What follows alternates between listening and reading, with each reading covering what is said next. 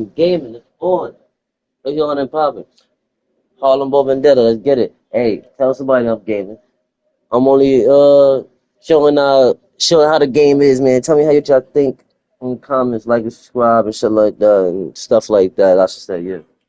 We're gonna keep this going. Let's go. Hopefully ain't no issues. So you picking up what we left off with the tribal chief. They showing us everything that, is good to tribal chief. We already did a couple of matches, we're gonna do a couple more. And from there we're gonna break into another gameplay that I like to do. See how it goes. Yes, let's see how it goes.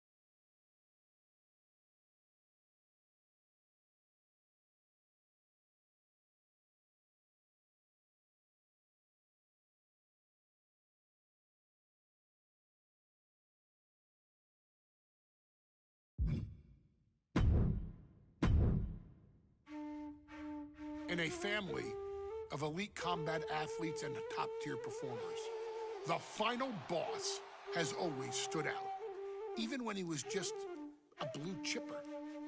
But there wouldn't be a final boss, there wouldn't even be a bloodline if it wasn't for The Rock's grandfather, the High Chief Peter Maivia. You can think of him as the first boss, predecessor to the tribal chief. He is one of, if not the foundation for our family. The Anawa'i Fatu Maivia wrestling dynasty. I don't think there's anybody more responsible for what's going on now than the High Chief himself. Peter Maivia isn't simply one of the two principals behind the sacred blood bond. He's also an incredibly decorated professional wrestler who traveled the world and won titles everywhere he went.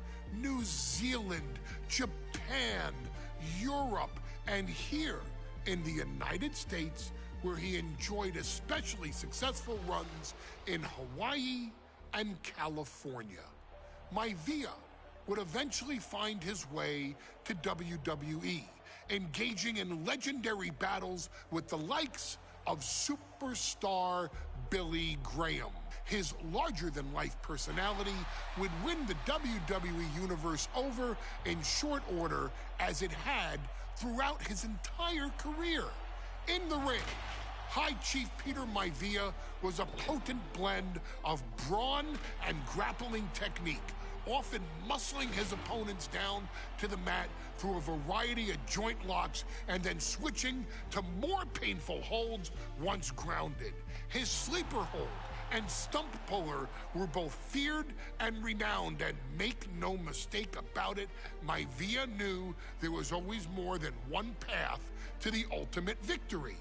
Out of the ring, High Chief Peter Maivia also ran one of the most successful wrestling promotions on the planet, Polynesian Pro Wrestling, based out of Hawaii, showing his mastery of the business in every aspect. His induction into WWE's Hall of Fame class of 2008 was supremely deserved, forever enshrining Peter Maivia as the legend he always was.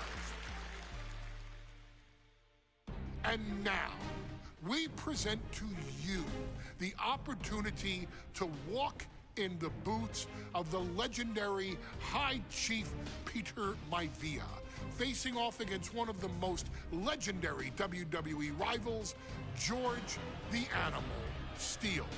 You will settle this score once and forever, and showcase the overwhelming strength of Peter Maivia, which has ever since remained as a hallmark for every single solitary member of this bloodline. Steele is no easy battle, though.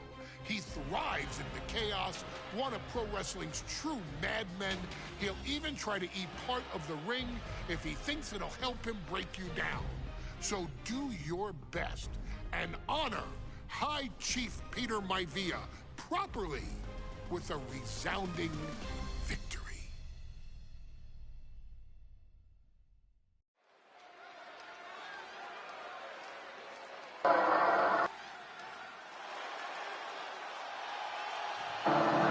Uh-oh, somebody called the local zoo. The following contest is scheduled for one fall and is a steel cage match. Introducing first, from Detroit, Michigan, weighing in at 275 pounds, George the Animal Steele. I'm not even sure the cage can contain this man.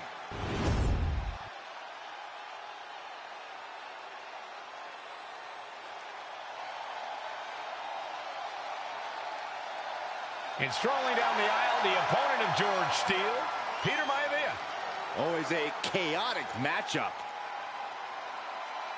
His opponent from the Isle of Samoa, weighing in at 275 pounds, High Chief Peter Maivia.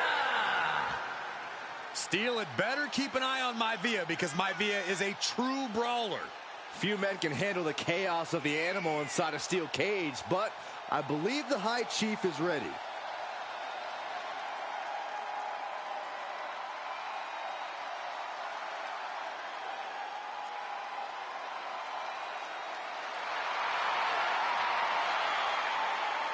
Maivia carrying such pride into the ring. Very stark contrast to Steele. We'll see which prevails tonight.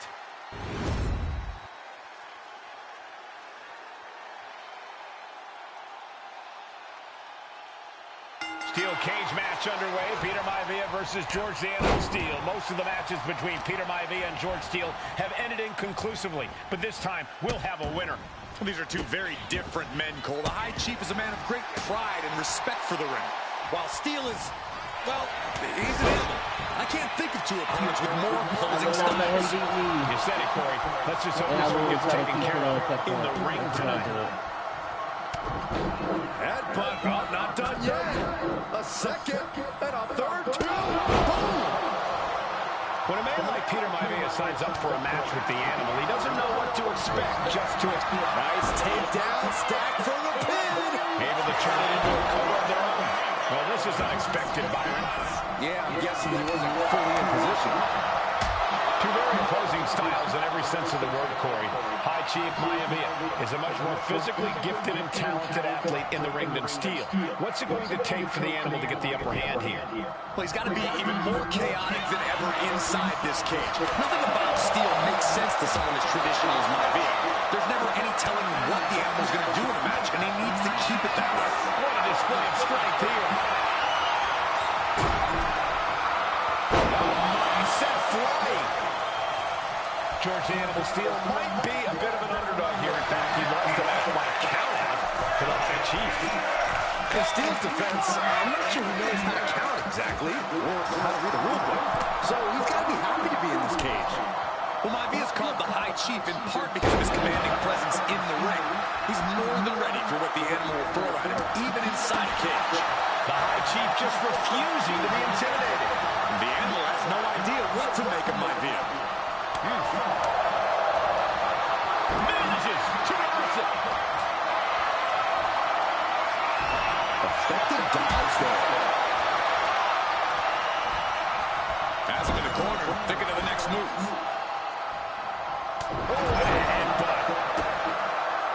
George the Animal Steele is not a wrestler by any stretch of the imagination, guys. He's a true brawler.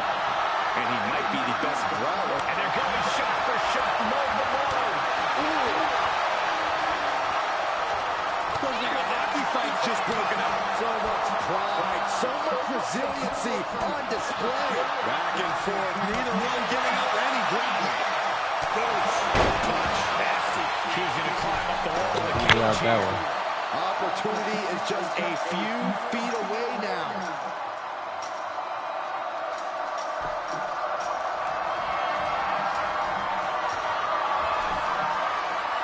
Here he goes up the wall of the steel cage.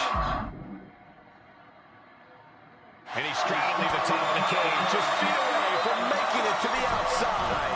You can almost taste it now. Having a problem lifting that other leg over. He's trying to escape. He's got to give everything he has to push himself over the top. Now for the hard part. He can taste victory now.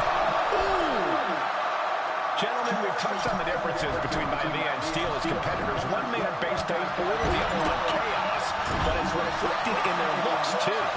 Indeed, Michael. Just look at the sculpted physique of the High Chief and the tribal tattoos on his body. Extremely intricate. Shoulders down. Isn't enough. Elevates his shoulder ahead of the count. That pin attempt might have been a tad premature. Oh, look at this. Just cranking it out. Cranking the head. Peter Maivia sets that one coming. Look at Maivia going to work on the animal. The High Chief has all the answers right now.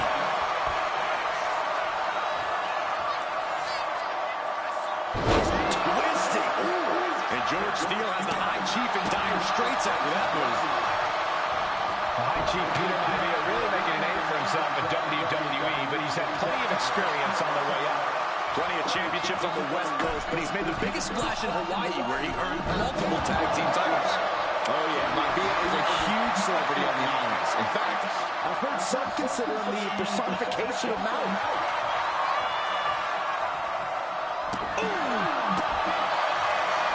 Great ring awareness saved him. A brick wall running into you. Oh gosh, that looked like a bad landing. That kick will stop you in your tracks. Tremendous pressure being applied in this head crank.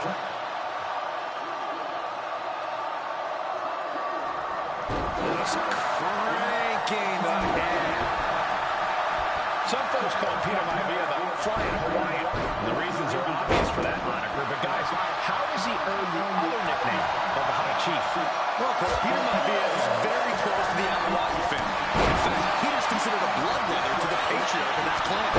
When you add on the fact that Maivia was born and raised in Samoa, you can see the great pride he has for that land and its people in the tribal ink that covers his body. And a disorienting blow to the head there. Peter Maivia with the upper hand. Yeah, Maivia has really figured the animal out here.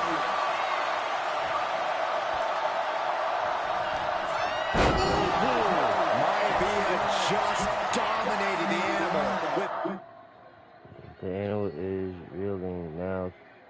connect with your finisher in the next 90 seconds and look to end this rivalry in your favor.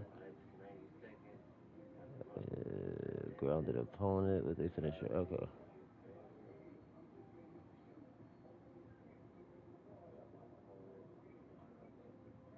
That one. Maivia with his plan in mind. Talk about dismantling your opponent. Does Peter Maivia have this sewn up? What in the world? How close was that?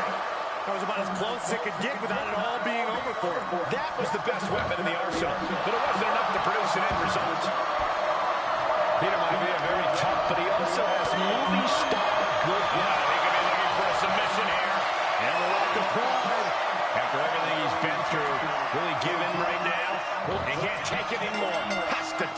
Oh, that's bull.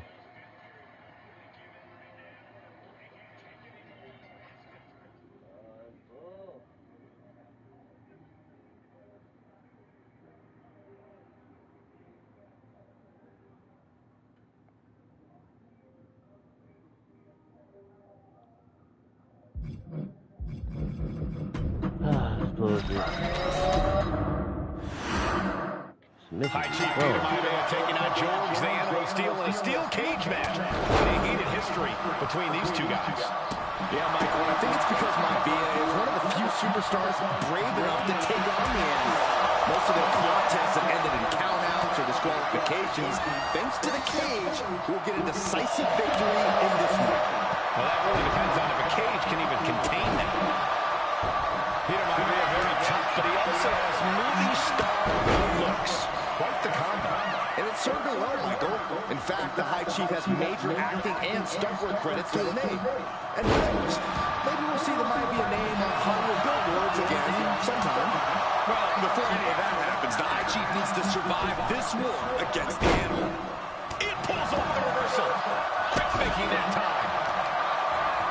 Oh, God, that hurt. Ooh. He wastes no time dodging the attack.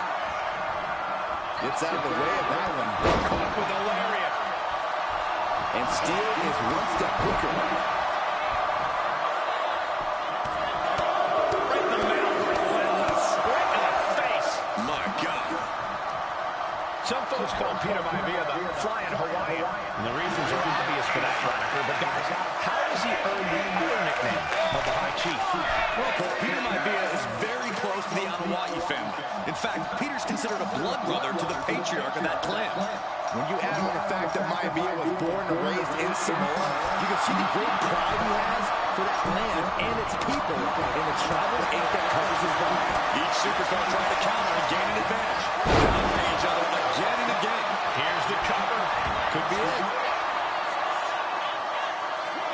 No, he kicks out. Showing his determination there with that kick out. No wind-up elbow drop. Right to the back of the neck. George the Animal Steel is not a wrestler by any stretch of the imagination, guys. He's a true brawler. And he might be the best brawler in WWE, Michael. There's no shortage of fight in the Animal. But you know who might be a better brawler, guys? The High Chief Peter Maivia. When you consider that Maivia is also an excellent high flyer and a great technician, well, you can see why the High Chief is the favorite in this match, even with the steel cage stipulation. Two very opposing styles in every sense of the word, Corey. High Chief Maivia is a much more physically gifted and talented athlete in the ring than Steel. What's it going to take for the Animal to get the upper hand here? Well, he's got to be even more chaotic than ever inside this cage. Nothing about Steel makes sense to someone as traditional as Maivia. There's never any telling what the Animal's going to do in a match, and he needs to keep it that way. That was scary power. George the Animal Steel might be a bit of an underdog here. In fact, he lost the match by countout to the High Chief. In Steel's defense, I'm not sure he knows how to count exactly, or how to read a move. The shoulders are down. But is it enough? Wasting no time getting his shoulder up. Channeling his energy to stake. Lights out here. Oh, no, maybe not. He cuts the pin attempt short.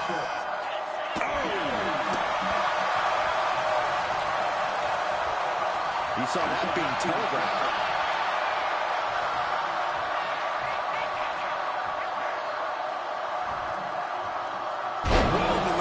suplex.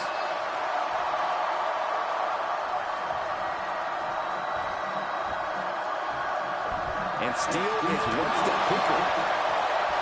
When a man like Peter Maivia signs up for a match with the Animal, he doesn't know what to expect, just to expect anything in the world. Peter Maivia knows full well that he's in for some unusual treatment tonight. In fact, Steele often has trouble finding opponents due to his erratic nature. But when it comes to competition, these two trading one blow after another. Ooh. Nothing pretty here, just good old-fashioned fisticuffs. Neither competitor is backing down. Oh, ouch. They are emptying their tanks, going back and forth like this.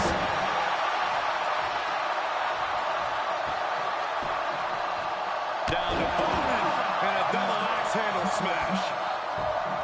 The High Chief Peter Maivia really making a name for himself in WWE, but he's had plenty of experience on the way up. Plenty of championships on the West Coast, but he's made the biggest splash in Hawaii, where he earned multiple takedowns. Gonna stack them up here. Oh, turning the pin around. Why on earth would he give up the pin? He's got bad intentions. Capitalized on that window and just clubbed them.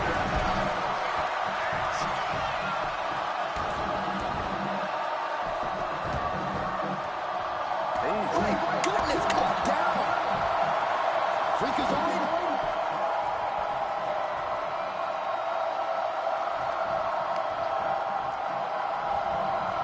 Mistake made by Steele. The Animal has to be elated to be in this steel cage against one of his biggest rivals, no less. Yeah, Byron, we've seen the Animal brandish a weapon against Peter Maivia before when it was against the rules. The High Chief better be prepared for Steele to get even crazier. Oh, Maivia is prepared, all right. The man is extremely tough and agile. In fact, the High Chief's entire body can be considered a weapon. Maivia overwhelming his opponent here. Yeah, Maivia has really figured the Animal out here. And Steele isn't looking helpless anymore. But George has to push now while the window's open. Reversal. And that turns things around. Oh, my gosh, what impact. Maivia just dominated the Animal with that one. Uh-oh, we know what's next. Ooh, man, backbreaker. Maivia can taste it now. Unbelievable. Kick out at one. Unbelievable. What inhuman. And I think to get the pinfall, yeah, he's trying again. So much damage inflicted. And George is laid out. What? That's impossible. I can't believe what we just saw. Well, you gotta believe he'll be looking for the kill shot one more time. George beats him to the punch. Gentlemen, we've touched on the differences between Maivia and Steele as competitors. One man based on order, the other on chaos. And now he's looking to lock in this submission. A stump puller. And the legs have to be on absolute fire right now. Nothing but pain shooting up and down every muscle. And that's it. It's over. And the High Chief defeats the Animal. Here is your winner, High Chief Peter Maivia. Anytime these two have faced off, it's been eye for an eye. But the steel cage has finally delivered a decisive victory for the High Chief, Peter Maivia. George Steele is one tough animal, but the way Maivia faced him in the cage tonight just reinforced what everyone already knew, that the High Chief is one tough Samoan.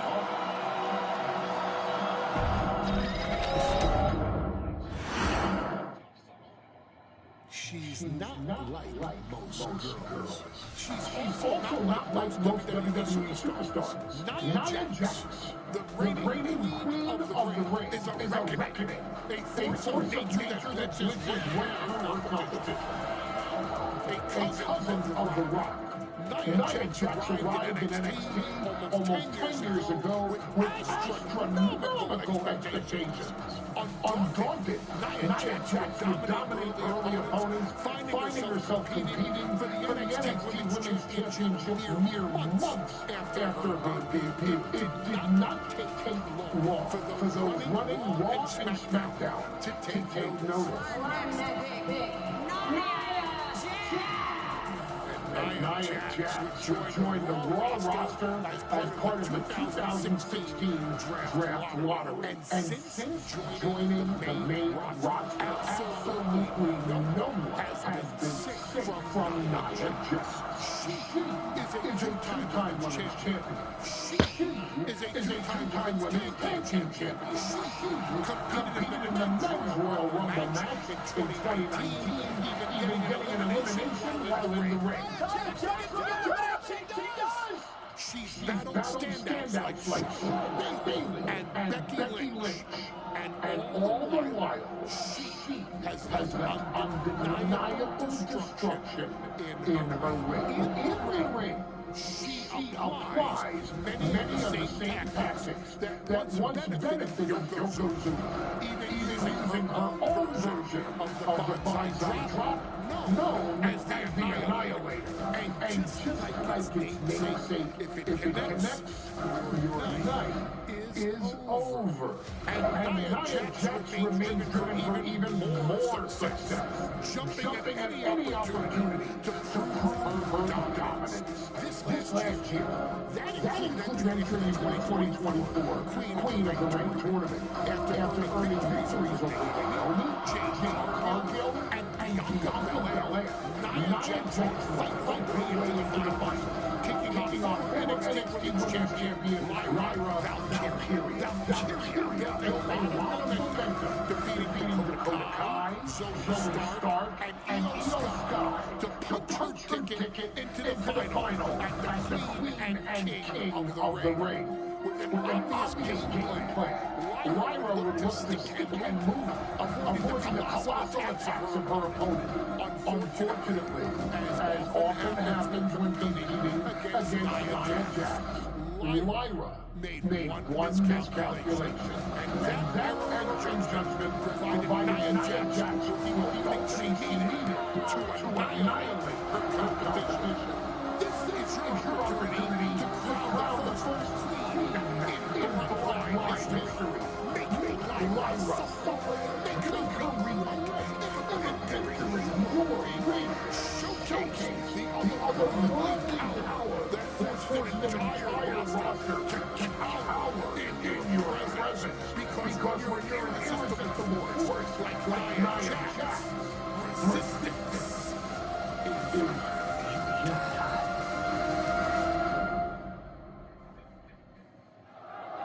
Dang, you gotta marry into their family. You gotta marry into their family. Will face an unforgiving Titan in hopes to don the crown. I became a wrestler. I'm gonna catch Nia in the back. Jax in the Queen of the Ring finals. The following is the final match in the Queen of the Ring tournament. Introducing first, from San Diego, California, Nia Jax. I cannot wait to witness what unfolds here. The irresistible force has been on a tear recently, and Nia believes the crown already belongs to her. Will Jax's menacing presence and sheer power be too much for Valkyria to overcome? Or can Lyra write a happy ever after ending to her Cinderella story?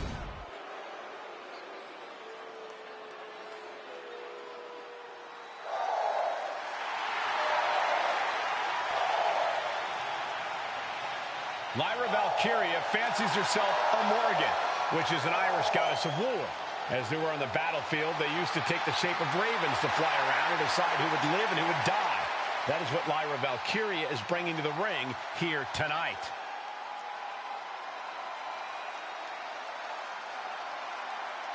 And her opponent, from Dublin, Ireland, Lyra Valkyria. Lyra Valkyria may have read a little too much fantasy in her day, and now is reality. Lyra Valkyria is about to go toe-to-toe with a real-life, fire-breathing dragon in the form of Nia Jax. Nia Jax, who's in the best physical condition of her career, tonight will make someone. Will it be Lyra? Will it be Nia? We'll find out in a matter of moments. And guys, you win the crown. Guess what waits for you in August? A date with the champion of your respective brand at SummerSlam.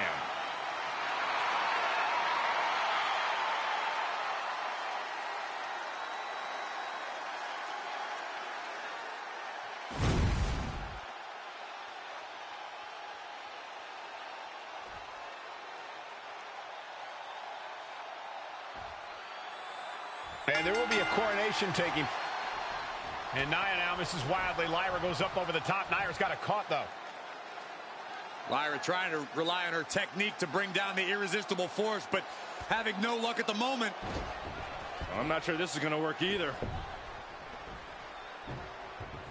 Jax just entirely too strong, but whoa! That was interesting. Oh, nice athleticism by Valkyria. Even Jax might be a little impressed. I wouldn't go that far, Saxton. Here comes Nia, just imposing her will on Lyra Valkyria. Again, Lyra showing how resourceful she is, applying the sleeper to Nia Jax. Lyra tried to hold on. And now Nia Jax in control, and she's going to look to put Lyra away. Nobody home! Set outside the ring, and Valkyria's got a chance. Huge window of opportunity. Right now for Lyra Valkyria to strike. Lyra may actually pull this off. Lyra may become queen. Lyra has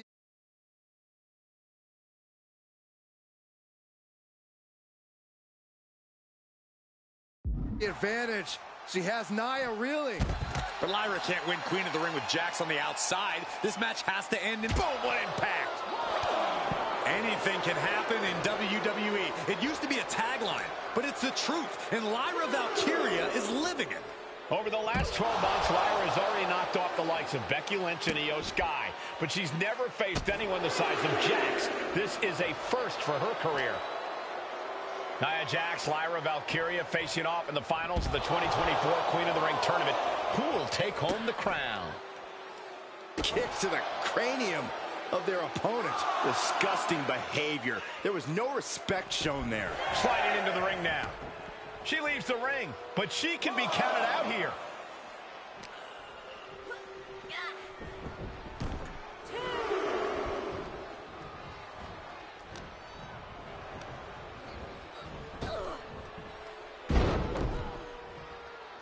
Oh, watch this. This is nasty. Brutality. Treating the cranium like a basketball. Many in the WWE Universe getting their first look at Lyra Valkyria. She's only had 3 main roster matches so far, and they were all in this tournament. Big wins over Dakota Kai, Zoe Stark, and Io Sky over the last 3 weeks. That's an extremely impressive start for Lyra. Wow, undefeated for 3 weeks? When Nia Jax joined the main roster, she didn't lose a match for over 7 months, and Jax has stayed that dominant for years.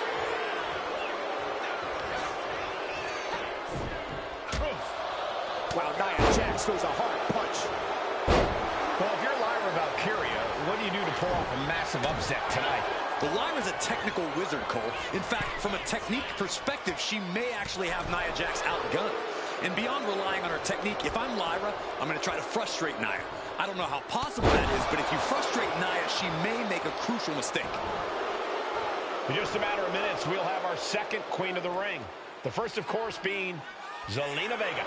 But you've got to believe that Zelina will want a shot at whichever woman wins this. She beat the woman now known as Piper Niven that night, so you know Queen Zelina can strike down an enemy of any size.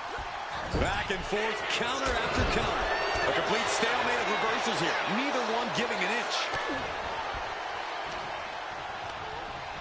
Gets driven into the corner. Heads on. And at this point, Nia just punishing Lyra. This is exactly the pace the irresistible force likes. Golly, Nia is just cornering Valkyria. Jax abusing Lyra, showing no mercy. I think it's a preview of what kind of queen Nia Jax would be. The kind of queen that will happily send victims to the guillotine. There's so many moves at Nia's disposal that she can end this match with. For Lyra, not nearly as much. Yeah, I can't imagine it'll be easy for Valkyria to pick up Nia Jax and drop her with the Nightwing. Please, let's call the move by its real name. It's a Samoan driver. You think Nia Jax doesn't have the Samoan driver scouted? Nia Jax, uh-oh. And Valkyria expected that. Manages to fight out with a series of punches. Answer after answer for each other's offense. Series of counters here. Who will finally capitalize? She knew how to evade that. Reversal after reversal. These two have counters for days. Uh-oh. A reversal. Well scouted. Using the elbow as a weapon. Nia Jax is doing whatever she wants. Each Samoan drop driving all of the air out of Lyra Valkyria. Wicked roundhouse kick. Narrowly escaping there.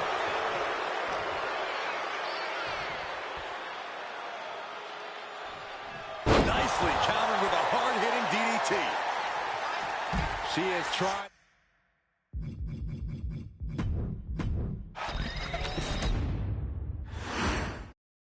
And it's all coming out of this, the finals of the 2024 Queen of the Ring tournament. And Nia now, this is wildly like Lyra has the advantage. She has Nia really. But Lyra can't win Queen of the Ring with Jax on the outside. This match has to end in the ring. Lyra Valkyria, one of the best technical wrestlers in NXT Women's Division history. But the game is about so much more than technique. It's about experience and timing, knowing when to tap into certain parts of your psyche. Nia knows this, and we've seen it for years. The big question is, does Lyra? Nia Jax, Lyra Valkyria facing off in the finals of the 2024 Queen of the Ring tournament. Who will take home the crown? Able to save herself there. Brick wall running into you. She better hurry, or she'll get counted out. Looks like she wants to take things to the floor here. Good Lord. Talk about getting drilled. Nia doing exactly what she set out to do, keeping Valkyria grounded. Now Jax needs to stay the course, and the crown will be hers.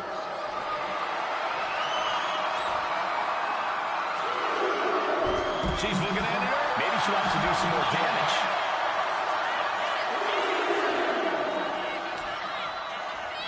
Like a brick wall running into you.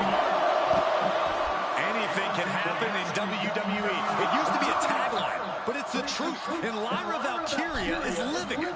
Over the last 12 months, Lyra has already knocked off the likes of Becky Lynch and Io Sky, but she's never faced anyone the size of Jax. This is a first for her career. Has them up to the power slam.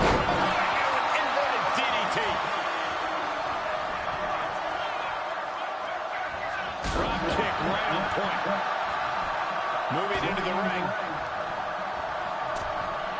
Oh, big mistake, and that error could be costly. Slips away just in time. Stationary position. Turns around. Incredible agility. Each woman here has had a tough road to becoming Queen of the Ring finalist. Every matchup in this bracket has been a toss-up. Valkyria knocked out former women's champion Io Sky earlier this week, but Nia's had an even tougher challenge. Two great former champions in the form of Naomi and Bianca Belair.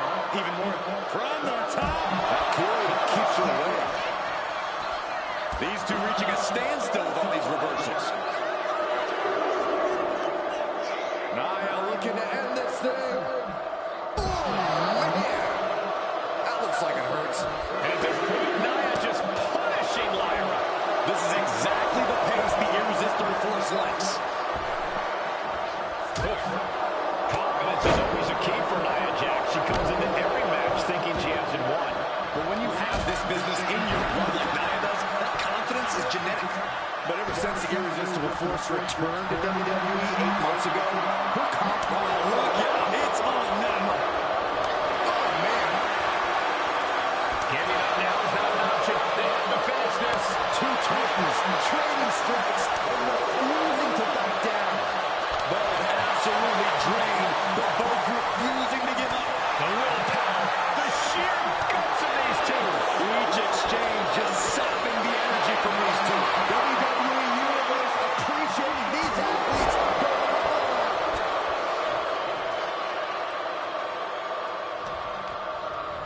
She gets bounced into the corner. Many in the WWE Universe getting their first look at Lyra Valkyria. She's only had 3 main roster matches so far, and they were all in this tournament. Big wins over Dakota Kai, Zoe Stark, and Io Sky over the last 3 weeks. That's an extremely impressive start for Lyra. Wow, undefeated for 3 weeks? When Nia Jax joined the main roster, she didn't lose a match for over 7 months, and Jax has stayed that dominant for years. Gripping the jaw. My goodness, that's insulting. Misses the target. Ooh, what a forward club. Ooh, merciless looking blow. She escapes the attack. In just a matter of minutes, we'll have our second Queen of the Ring. The first, of course, being Zelina Vega. But you've got to believe that Zelina will want a shot at whichever woman wins this. She beat the woman now known as Piper Niven that night, so you know Queen Zelina can strike down an enemy of any size. Hoisted high above her head. And down. Elbow finds its mark. Ooh. Oh, perfect kick. Attacking the arm. Great way to break down your opponent.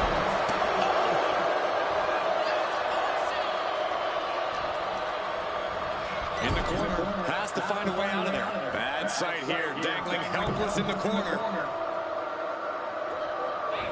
Stuck in a tree of woe. They are doing whatever they please. Golly, Nia is just cornering Valkyria. Jax abusing Lyra, showing no mercy. I think it's a preview of what kind of queen Nia Jax will be. The kind of queen that will happily send victims to the guillotine. There's so many moves at Nia's disposal that she can end this match with. For Lyra, not nearly as much. Yeah, I can't imagine it'll be easy for Valkyria to pick up Nia Jax and drop her with the Night Queen. Please, let's call the move by its real name. It's a Samoan driver. You think Nia Jax doesn't have the Samoan driver scouted?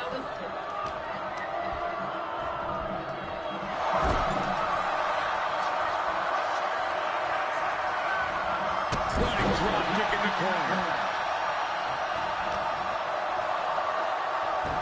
Hurricanrana. Climbing the turnbuckles to the top. Look at that. She completely missed there. Got out of the way that time. Ooh, elbow strike. Nia Jax brushes that one off.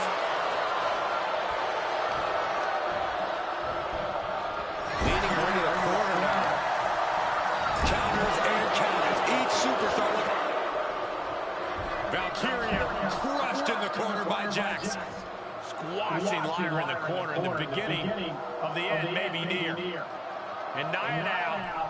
With Lyra back, going to climb up to the second rope. This is a scary situation for Lyra. Oh, look at this. Maybe not. No way. There's no way. Oh, no. Good night, Annihilator. Here is your winner and the new Queen of the Ring, Nia Jax. What a victory to the brand new Destroyer. Queen of the Ring. Nia said she would do it, and she backed up her claims. And now the Chief Content Officer of WWE and Triple H going to come in to congratulate Nia Jax, officially crown her the Queen of the Ring. Absolute dominance by the new queen.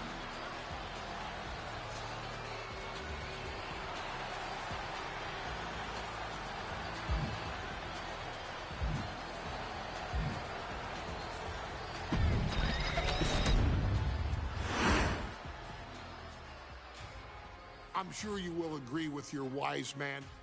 Many WWE superstars say they will do whatever it takes in order to achieve success. Quite often, it's a bunch of BS. But if you're lucky, you may run into someone who is willing to look out for the group. Someone willing to make sacrifices. And for this family, there was no one better than Rikishi.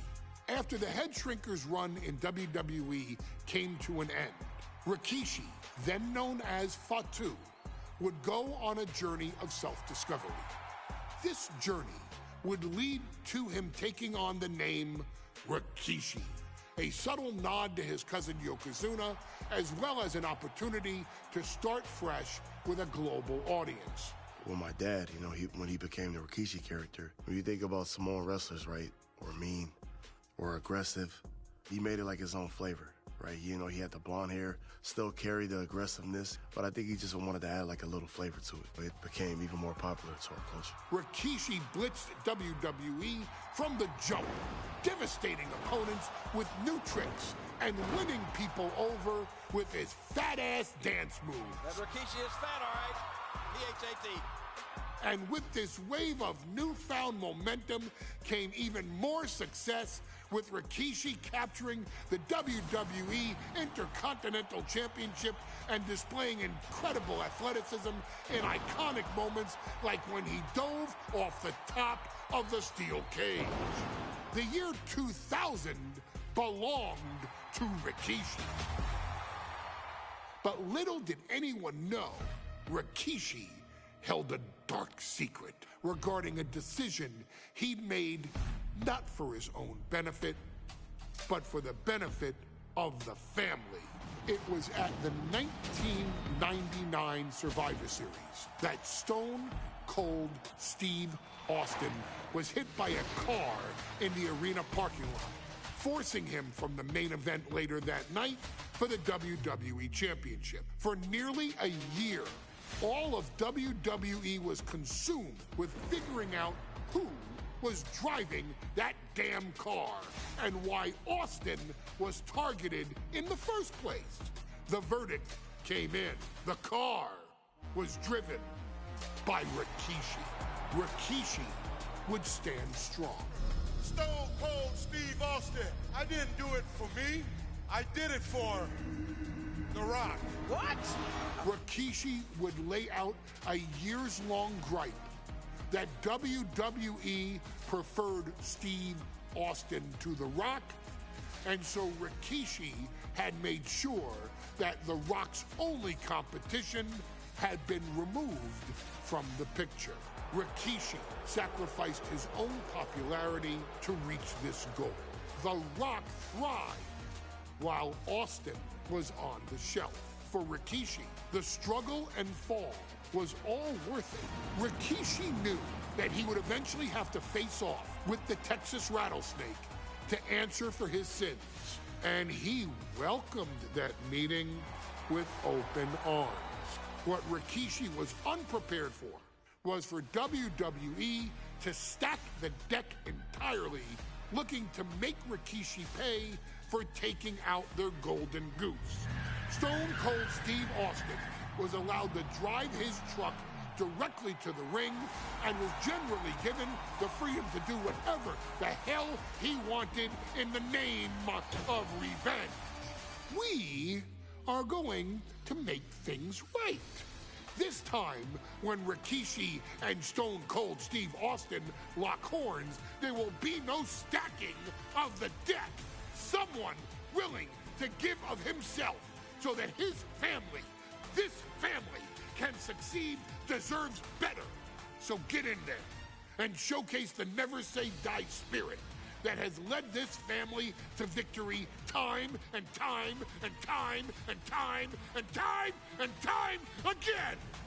Use whatever weapon you can get your hands on and prove to Stone Cold Steve Austin that you will do anything for the people.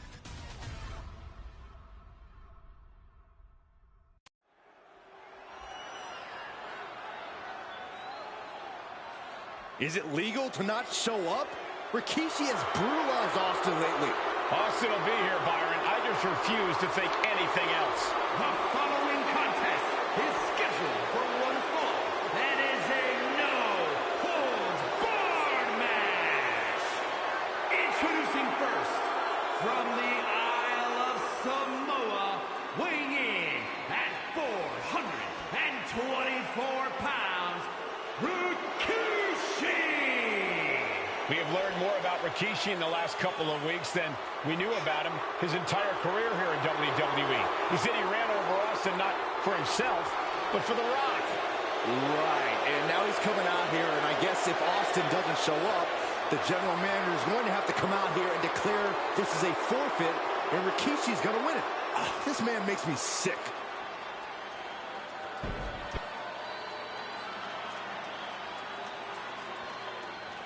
Is he here? Well, there's the Rattlesnakes music. He's here. Austin's here.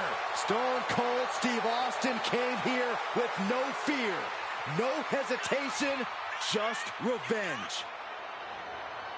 His opponent, from Victoria, Texas, weighing in at 252 pounds, Stone Cold Steve Austin! Austin fought for his life to make it back here, to make Rikishi pay. Now there is no way Rikishi can escape the Texas Rattlesnake. It's been almost a year since Austin competed in the ring. Austin is a man possessed. Rikishi feels good about running over Austin and said he'd do it again. That man is sick. Oh, Rikishi made two mistakes. One, trying to end Austin's life. And two, not being man enough to finish the job. Austin's going to absolutely tee off on Rikishi. This one is going to get ugly in a hurry.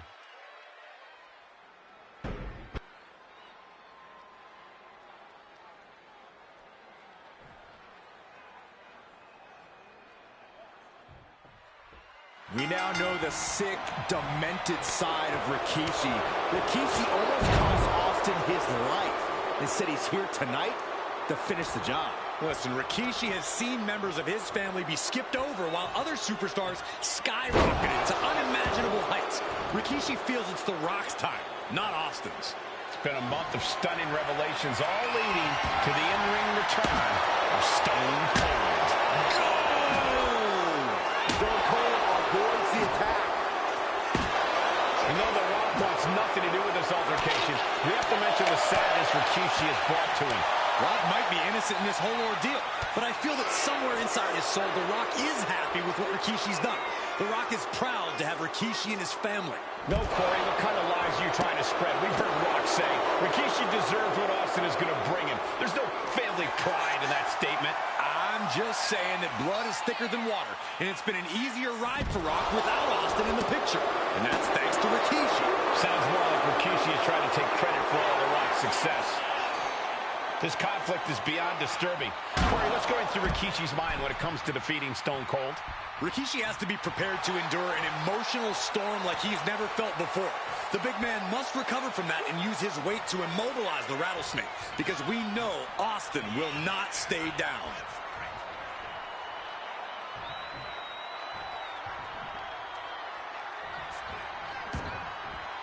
He's looking to take things to the outside now. And looking at my monitor, it just makes me sick to my stomach watching Rikishi. This is a man who has no remorse and feels justified for running Austin down like a dog. Well, to be devil's advocate, you've got to look at Rikishi's perspective. He's proud of this Samoan range and saw an opportunity to give his people a leg up in the shark tank that is WWE. Are you serious, Corey? Rikishi ran over another human being.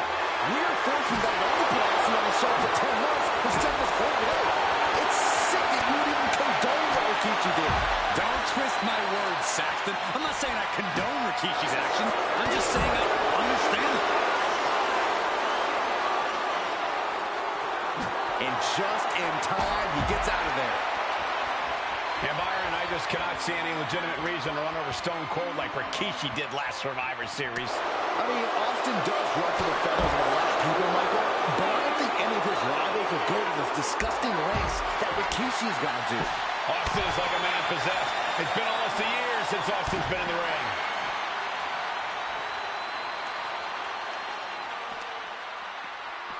And he gets delivered back into the ring. Looking to explore things ringside now.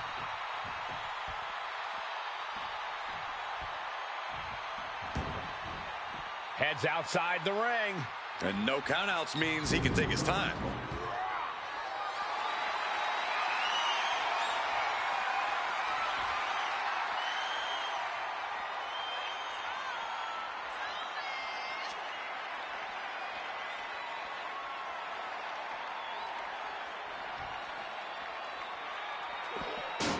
Rikishi finds his target with that one.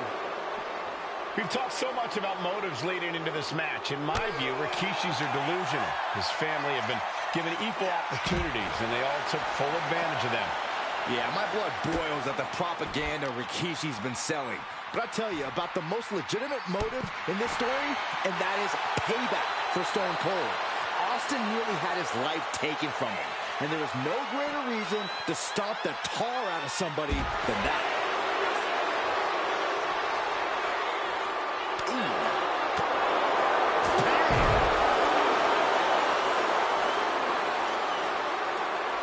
Oh, great wherewithal there. A masterful display of defense from both wrestlers. Trading counters here.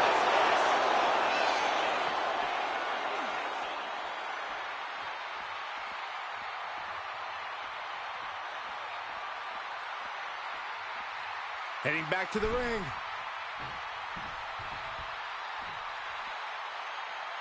The rattlesnake heads up high. From the top. And he's going to the top. He's got him down. This could be it. Only a 1 count before the kick out. Still has enough energy for the simple kick out. Austin having flashbacks to Detroit. Rikishi's about to meet a star. Oh, the reversal by Rikishi. And he goes crashing to the outside. Look out. Oh, my. Apron senton. Came down like a lead balloon.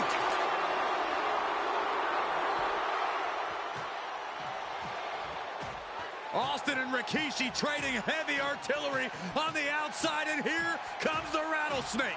Stone Cold Steve Austin fired up and revenge on his mind. You got to think about how bad Austin has wanted this ever since Survivor Series last year. Been dying to get his hands on Rikishi.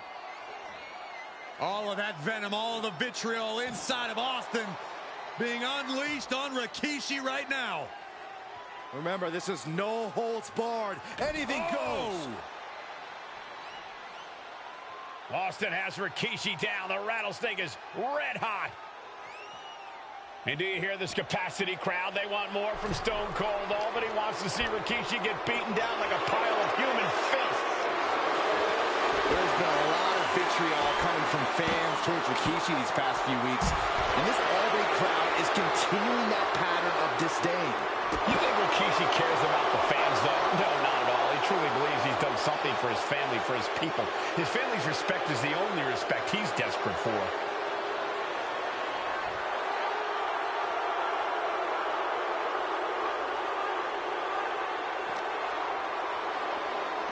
Oh, colliding with a barricade. Oh, he slammed his face right into the barricade.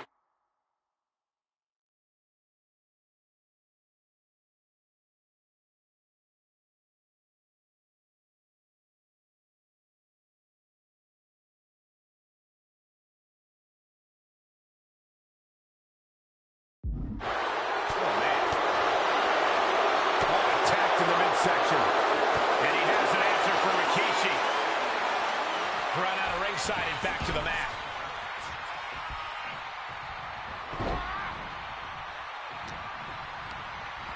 Oh, good gravy. Thrown into the corner with a little something extra. And now Austin ragdolled to the outside. Take off. Oh, my. Apron senton. Scary mindset for the rattlesnake. Austin has scattered pictures of Rikishi all over his home. Said that every time he looks at Rikishi, he's looking at a dead man. Yeah, Rikishi taking that as an empty threat, thinking that Austin isn't the man he claims to be. But trust me, when Stone Cold says he has you in his crosshairs, that's no empty threat.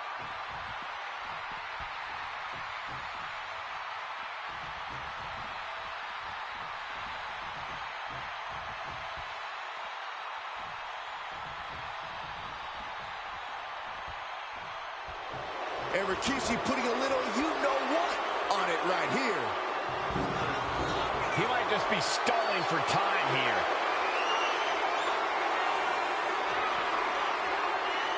No telling what's underneath the ring tonight.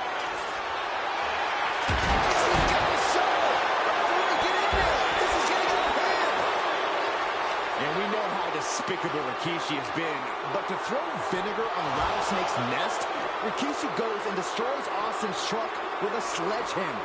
Well, hell hath no fury like a man who has his car tampered with. It's just extra motivation for every fist Austin lands in this fight. And he now slides back into the ring.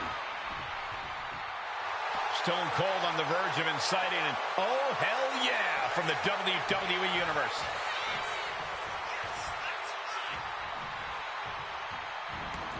Headed out to ringside now. And Rikishi slows Austin down with a thunderous right.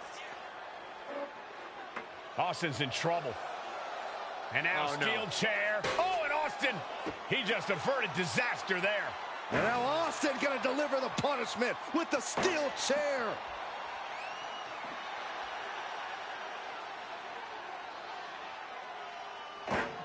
A relentless Texas rattlesnake beating the brakes off of Rikishi with a steel chair. And again, thunderous blows by Austin. Down goes Rikishi. Austin beating the hell out of him. I know Austin has good reason to be doing all this, but he could be taking it too far at this point. I don't think the rattlesnake is taking it far enough, Corey. Austin wants to put Rikishi's life in danger, just like Rikishi did to him. Diamond-plated steel coming at you. There is nothing but malintent behind each of these attacks. Fires back with a knee across the midsection. Implanted by the DDT.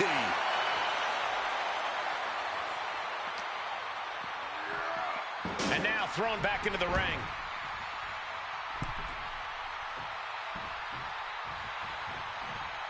Getting out of harm's way. Rikishi hoisting up his opponent. Rikishi driver. Will that keep the rattlesnake down? 2. He manages to kick out. What strength. Austin somehow got the shoulder up. Intestinal fortitude on display from Stone Cold. I can see it in the eyes from here. It's okay. It has its moment. I'll tell you that. It has its moment. But I haven't been online yet, so I don't know what that's hitting for, but it could have been better. Hopefully, like next year they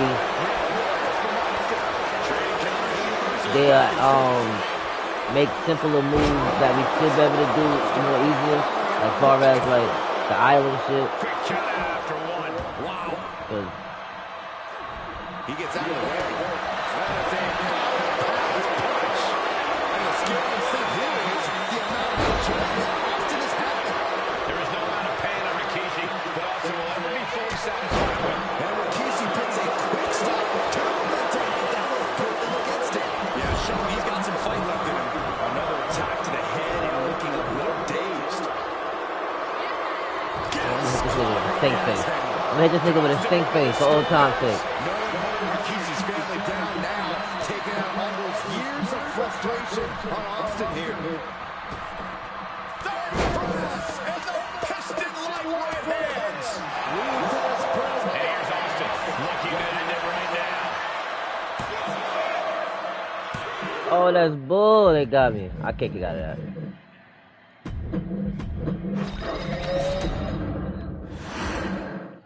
We now know the sick, demented side of Rikishi. Rikishi almost cost Austin his life. Instead, he's here tonight to finish the job. Listen, Rikishi has seen members of his family be skipped over while other superstars skyrocketed to unimaginable heights. Rikishi feels it's The Rock's time, not Austin's. It's been a month of stunning revelations, all leading to the in-ring return of Stone Cold. Ooh, hard into the corner. Man, did you see the whiplash off the turnbuckles? And Byron, I just cannot see any legitimate reason to run over Stone Cold like Rikishi did last Survivor Series. I mean, Austin does ruffle the feathers of a lot of people, Michael, but I don't think any of his rivals would go to the disgusting lengths that Rikishi's gone to.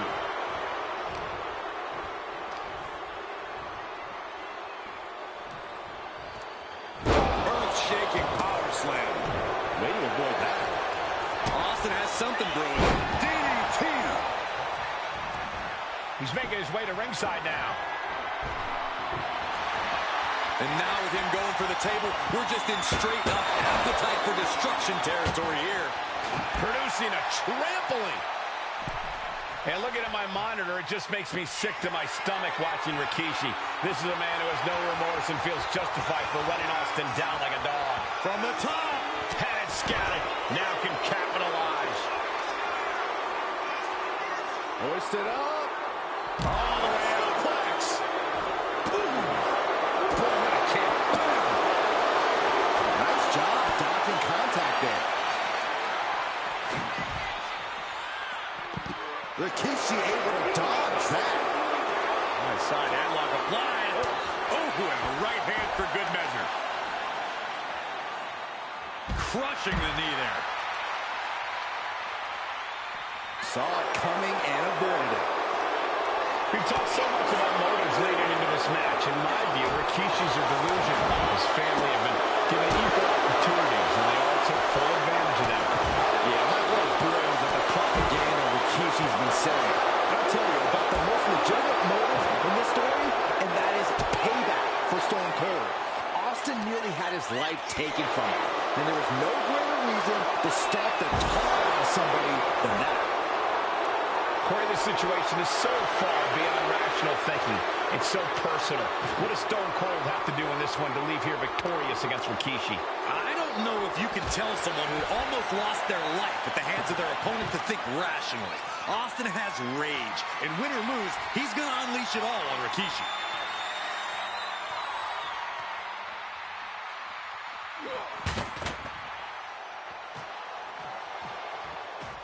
Austin and Rikishi trading heavy artillery on the outside, and here comes the rattlesnake. Stone Cold. Hey, Wolf, did you get the game yet? Did you got 2K25 yet? You got to think about how bad Austin has wanted this ever since Survivor Series last year. Been dying to get his hands on Rikishi. All of that venom, all of the vitriol inside of Austin being unleashed on Rikishi right now. Remember, this is no holds barred. Anything goes. Austin has Rikishi down. The rattlesnake is red hot. And do you hear this capacity crowd? They want more from Stone Cold. All that he wants to see Rikishi get beaten down like a pile of human filth. Averting danger with an elbow to the stomach. Scary mindset for the rattlesnake. Austin has scattered pictures of Rikishi all over his home. Said that every time he looks at Rikishi, he's looking at a dead man. Yeah, Rikishi taking that as an empty threat, thinking that Austin isn't the man he claims to be. But trust me, when Stone Cold says he has you in his crosshairs, that's no empty threat.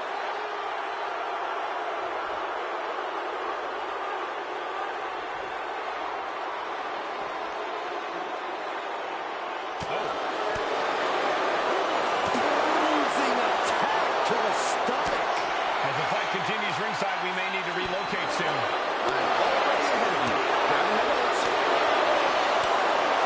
There's been a lot of vitriol coming from fans towards Rikishi these past few weeks, and this Albany crowd is continuing that pattern of disdain.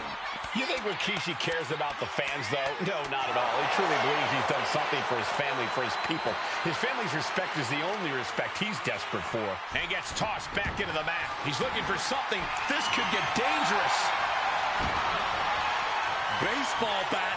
I know that'll bruise the hell out of you. You want this fight on the outside. He saw that one coming. Oh, man. Austin dodges that one. Hurling a message to their opponent. These are dangerous attacks on their own, but now the damage is exponentially multiplying. And we know how despicable Rikishi has been, but to throw vinegar on Rattlesnake's nest, Rikishi goes and destroys Austin's truck with a sledgehammer. Oh, hell hath no fury like a man who has his car tampered with. It's just extra motivation for every fist Austin lands in this fight. Getting back to his feet, but might want to reconsider. And Rikishi slows Austin down with a thunderous right. Austin's in trouble. And now steel chair. Oh, and Austin, he just averted disaster there. And now Austin going to deliver the punishment. I know Austin has good reason to be doing all this, but he could be taking it too far at this point. I don't think the Rattlesnake is taking it far enough, Corey. Austin wants to put Rikishi's life in danger, just like Rikishi did to him.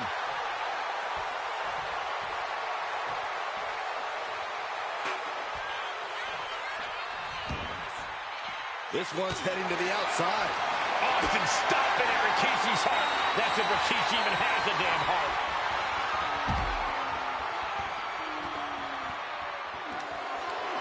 Scooped up. Here it comes. Rikishi driver. Is that enough to take out Austin? And he gets set back into the ring.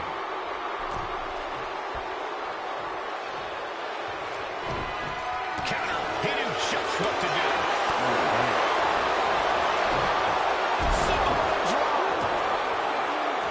Escaped out of that attack. Boom, right in the button.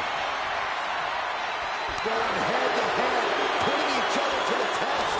Oh! Just teeing off with that fight for everybody.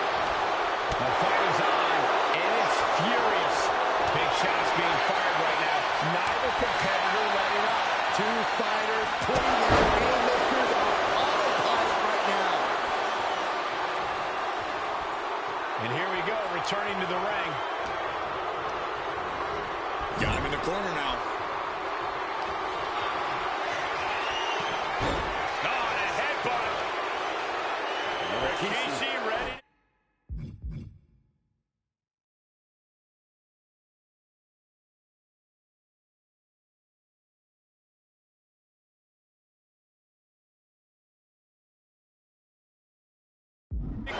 Not done yet.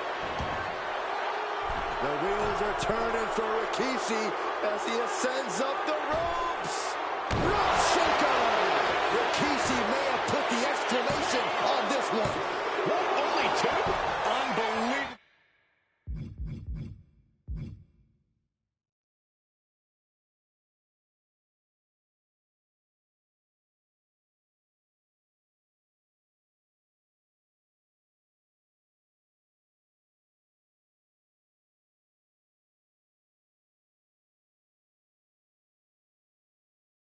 My fault, y'all. I'm just looking. I thought they had the stink face. They don't even got the stink face. That's crazy.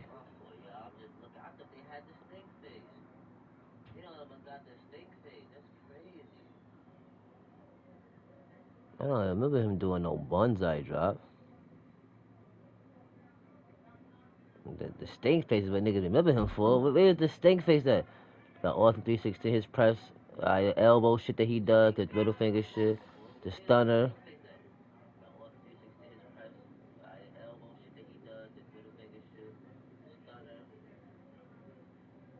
That's wild. They ain't get Rikishi his stink face. Wonder if they got that move. Tenacity on display from Stone Cold. Austin simply refuses to quit. That was the home run shot that got robbed at the fence. And he has an answer for Rikishi. Caught with a DDT. Rikishi is down. It could be over. The Rattlesnake bites Are you serious? One DDT? Are you freaking Ladies and gentlemen, man, putting this on hard be too much in time.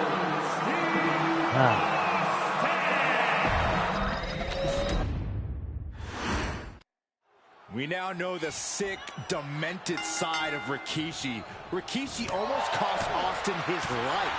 Instead, he's here tonight to finish the job. Listen, Rikishi has seen members of his family be skipped over while other superstars skyrocketed to unimaginable heights. Rikishi feels it's The Rock's time, not Austin's. It's been a month of stunning revelations, all leading to the in-ring return of Stone Cold. It's deep, and I don't think it's playable. Oh, man, might as well be in a batting cage now. Just one right after the other can't be stopped. And though The Rock wants nothing to do with this altercation, we have to mention the sadness Rikishi has brought to him.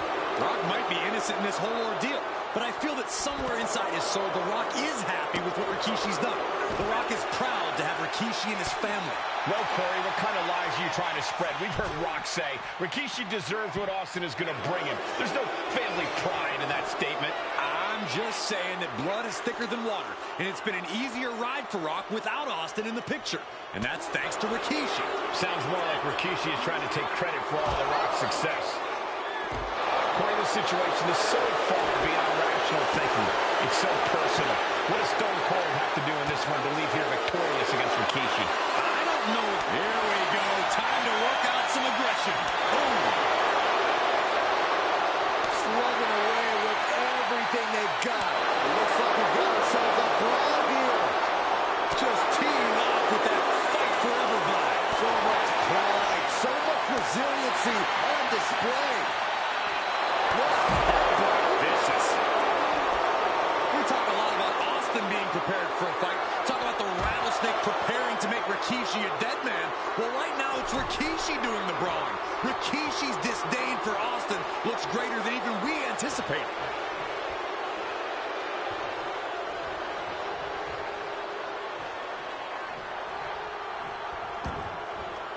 Gets out of the ring. What's going to happen now? We've talked so much about motives leading into this match. In my view, Rikishi's are delusion. On the apron.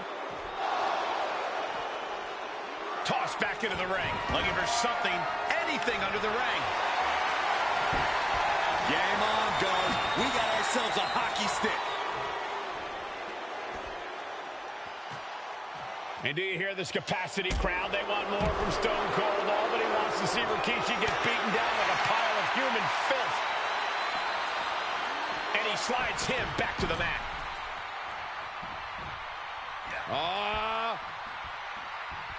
Nice breaker. He's going for the pin.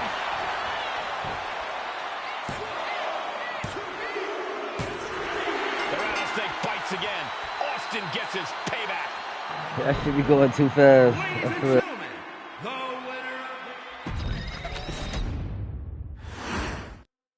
We now know the sick, demented side of Rikishi. Rikishi almost cost Austin his life.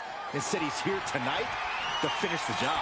Listen, Rikishi has seen members of his family be skipped over while other superstars skyrocketed to unimaginable heights.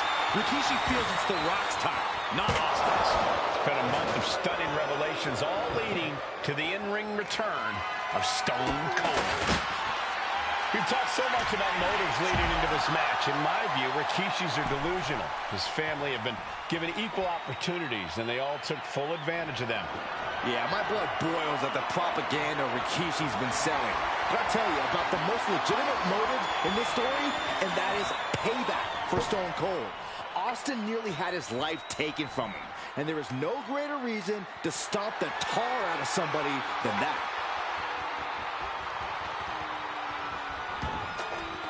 Taking this match to the outside. Oh, man, what a hit. Perhaps looking for some kind of equalizer here. A hockey stick? The Goon wasn't on tonight's card. Was he? Sleeper hold cinched in deep. Fading, fading. This could be lights out real soon. Could be dealing with dead weight if this hold stays on much longer. And breaks out of the sleeper.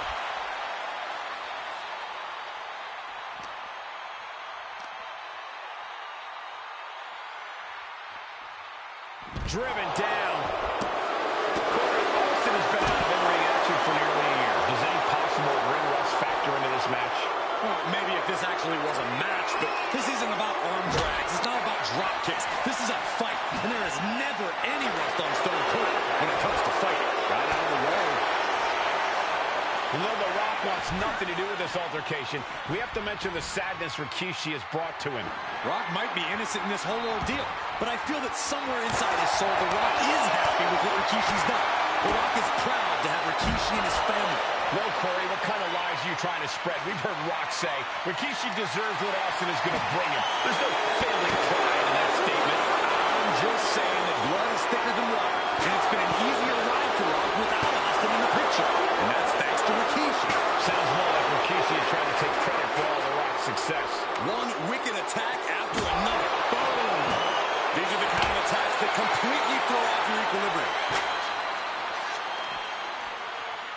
Cobra clutch. Got it cinched in. Fading fast. And the Russian leg sweep. And looking at my monitor, it just makes me sick to my stomach watching Rikishi. This is a man. And do you hear this capacity crowd? They want more from Stone Cold. Nobody wants to see Rikishi get beaten down like a pile of human filth.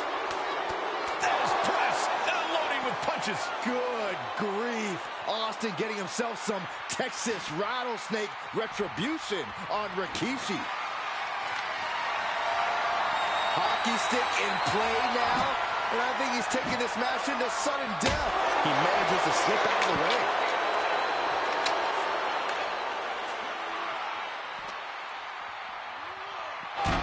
And he comes in under the ropes now.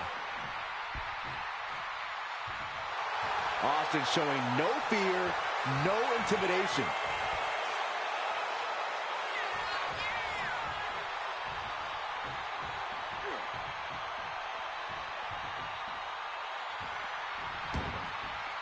Going outside. What's he got planned here?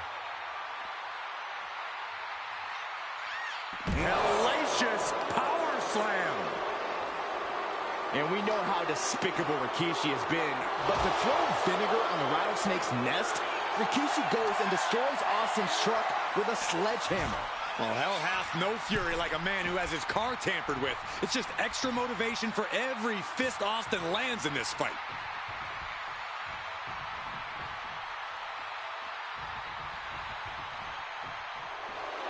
Rikishi is all business now. Oh, got Austin back. Rikishi finds his target with that one. And now this conflict has found its way right by our announce table. In another minute, the chaos could be right on top of us. Glaring off our desk. What could be the thought process here? I don't think it's anything good. I don't know if there's anything I can watch.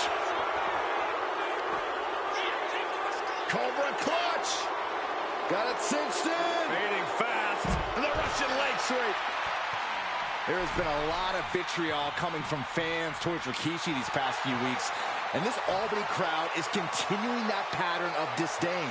You think Rikishi cares about the fans, though? No, not at all. He truly believes he's done something for his family, for his people. His family's respect is the only respect he's desperate for.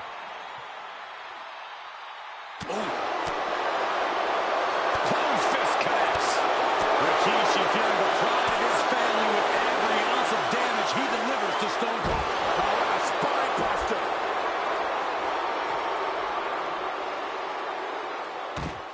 And Rikishi's, I know Austin has good reason to be doing all this, but he could be taking it too far at this point. I don't think the rattlesnake has taken it far enough, Corey. Austin wants to put Rikishi's life in danger, just like Rikishi did to him.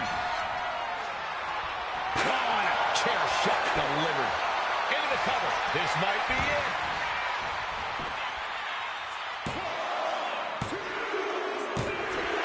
The rattlesnake bites again. Austin gets his payback. I caught it. What the fuck? Ladies and gentlemen,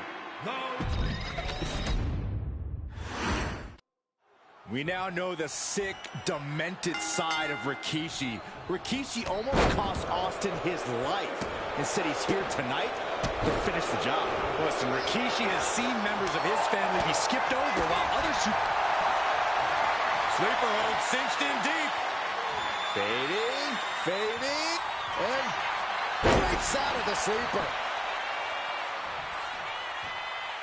And he has an answer for Rikishi. And though The Rock wants nothing to do with this altercation, we have to mention the sadness Rikishi has brought from the top. Elbow drop. Timed his defense perfectly. And this one could be moving to ringside. He's rummaging for some sort of equalizer underneath the ring. He grabbed a shovel. He is looking to do as much damage as humanly possible here. Dodges away. Dueling reversals. Rikishi finds his target with that one. Corey, this situation is so far beyond rational thinking. It's so personal. What does Stone Cold have to do in this one to leave here victorious against Rikishi? I don't know if you can tell someone who almost lost their life at the hands of their opponent to think rationally. Austin has rage, and win or lose, he's going to unleash it all on Rikishi. And Byron, I just cannot see any legitimate reason to run over Stone Cold like Rikishi did last Survivor Series. I mean, Austin does ruffle the feathers of a lot of people, Michael, but I don't think any of his rivals would go to this disgusting lengths that Rikishi's gone to. Coming down hard on that shoulder. And each of these lethal maneuvers have got to be taking a toll. And landing with the double axe handle. And Austin, Luther's press, Luther's press. Look at him go. Luther's press and unleashing. Good grief. Austin getting himself some Texas rattlesnake retribution on Rikishi. Oh, bashing the grounded opponent with that shoulder. Absolutely savage.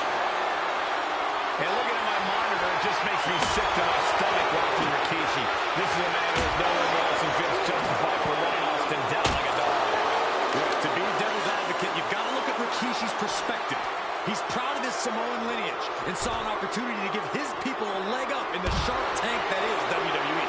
Are you serious, Corey? Rikishi ran over another human being. We're fortunate that it only put Austin on the show for 10 months instead of his whole life. It's sick that you would even condone what Rikishi did.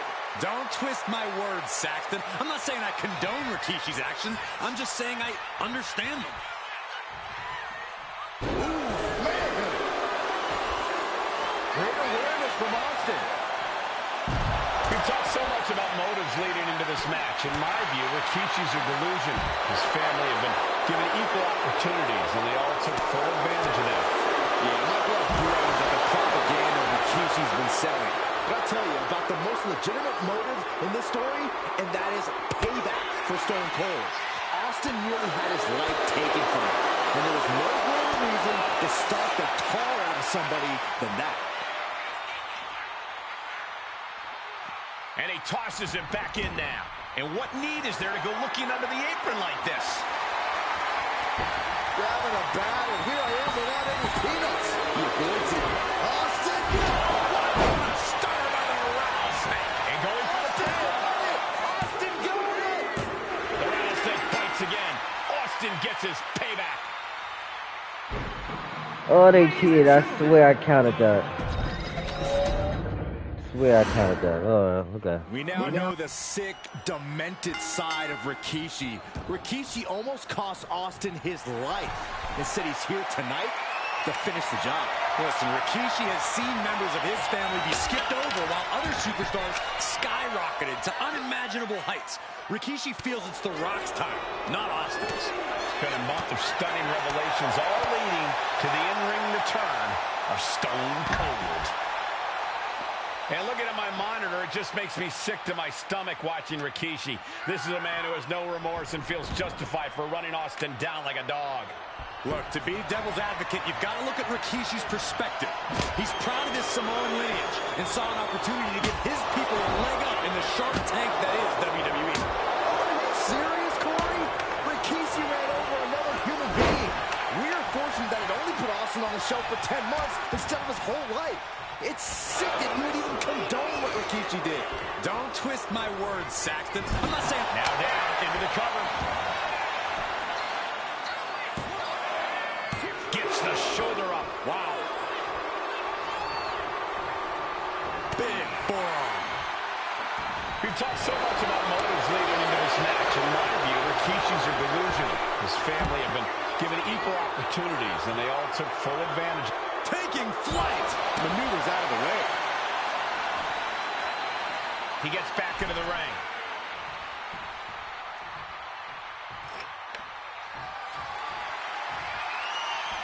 He's out of the ring. What does he have in mind now? Austin had that one scouted.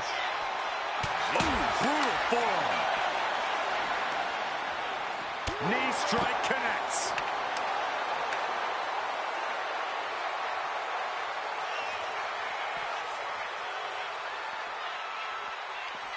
And he retaliates.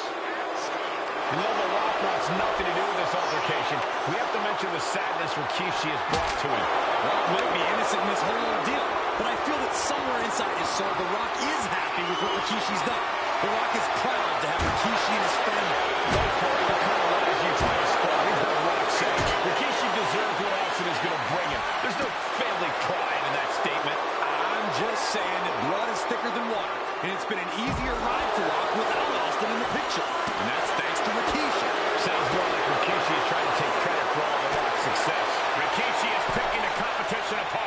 Rikishi with an onslaught here against Austin. Dare I say, Stone Cold could be in trouble. Austin getting in his opponent's face. I don't think the censors would like the venom that's coming out of the rattlesnake's mouth right now. He's leaving the ring now. No countouts to worry about.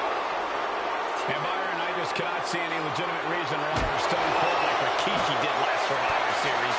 I mean, Austin does ruffle the feathers of a lot of people, Michael, but I don't think any of his rivals would go to the disgusting lengths that Rikishi has gone to. I don't know what they're looking for here.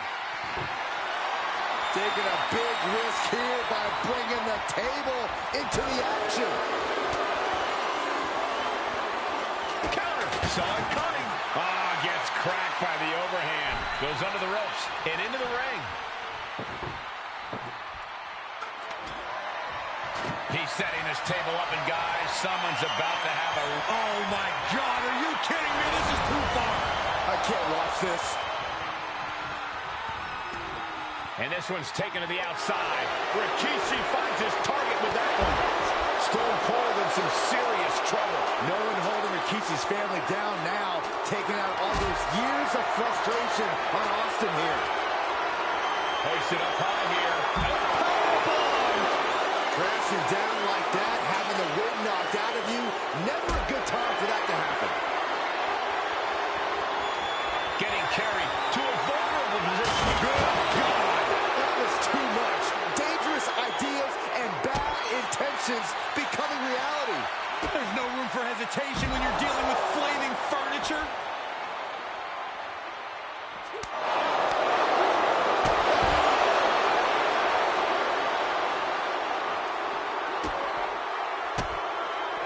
Stone Cold reverses.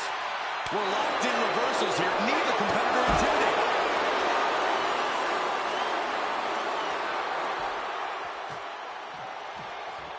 And do you hear this capacity crowd? They want more from Stone Cold. Nobody wants to see Rikishi get beaten down like a pile of human filth. What a counter! Power slam! And Rikishi lately has been calling himself a visionary, a pioneer. All a bunch of garbage, if you ask me. Well, those aren't self-imposed labels, Cole. Those labels are coming from the family, coming from a group of wrestling legends who are proud of Rikishi for standing up and making a change in this business. I have a few labels for Rikishi. Coward, liar, embarrassment. Those fit him well.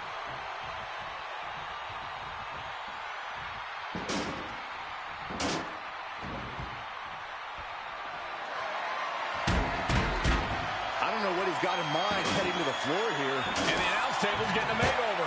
That's not very feng shui. That definitely says more of chaos to me. And we know how despicable Rikishi has been, but to throw vinegar on the rattlesnake's nest, Rikishi goes and destroys Austin's truck with a sledgehammer. Well, hell hath no fury like a man who has his car tampered with. It's just extra motivation for every fist Austin lands in this fight. Austin stomping at Rikishi's heart. That's if Rikishi even has a damn heart. He's doing some dangerous redecorating.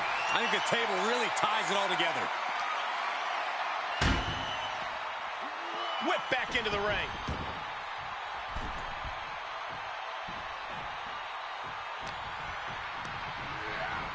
Being set up in the corner for something.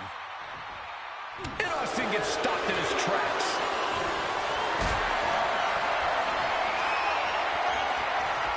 Picked up and being carried around now.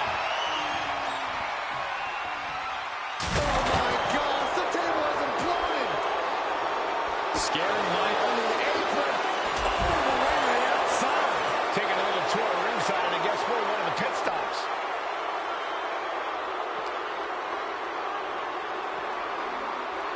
Holy, meet the barricade. Oh, Looks like he knew what was coming up. He's climbing the turnbuckles to the top. Looking for something big here. No count out as he takes things out of the ring.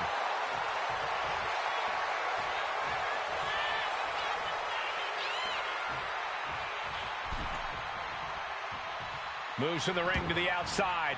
looks like he's got something in mind for ringside here.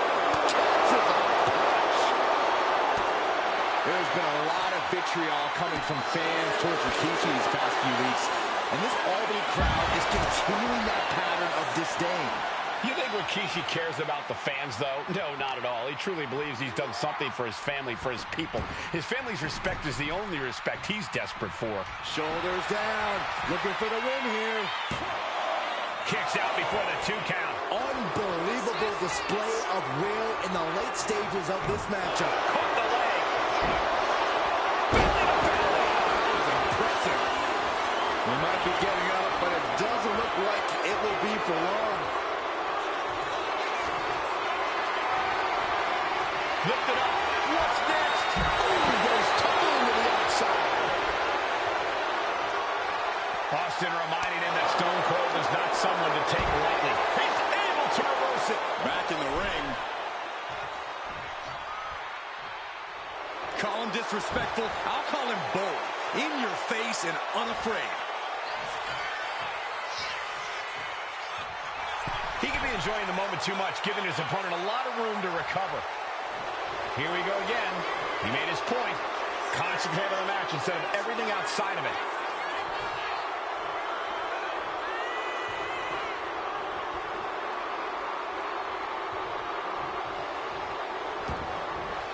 He's leaving the ring now. No countouts to worry about. Tag with a punch. Right to the throat.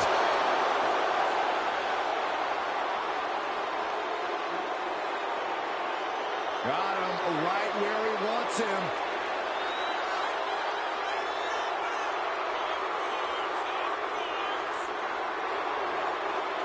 And Rikishi channeling his energy here. He gets into the ring. Austin just looking to humiliate his opponent.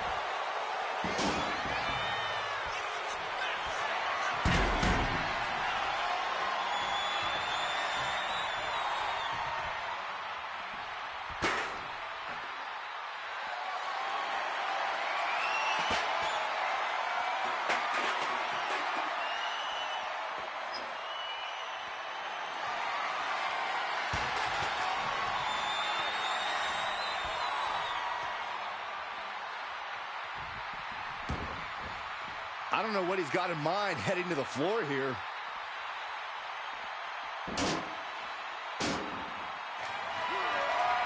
No! Throwing those steps with such disregard for their opponent.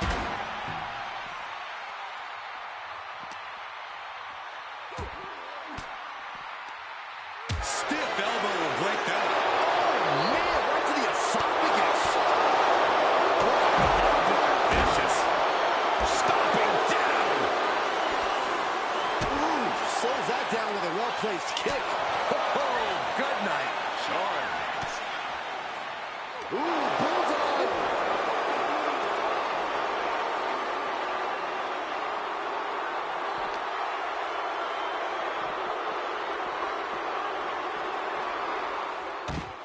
And Rikishi slows Austin down with a... I know Austin has good reason to be doing all this, but he could be taking it too far at this point. I don't think the rattlesnake is taking it far enough, Corey. Austin wants to put Rikishi's life in danger, just like Rikishi did to him. And he gets set back into the ring.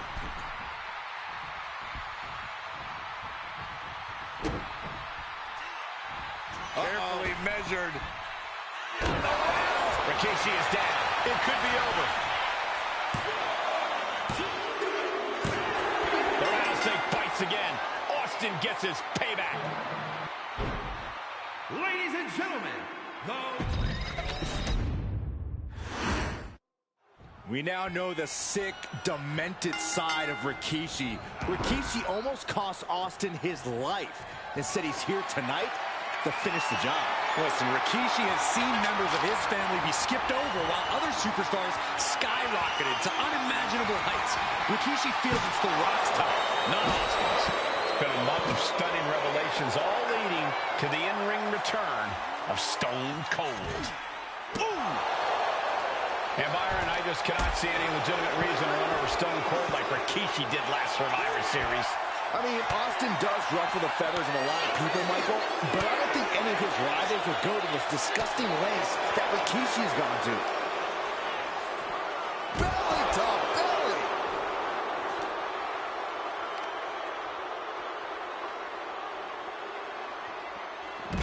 slam.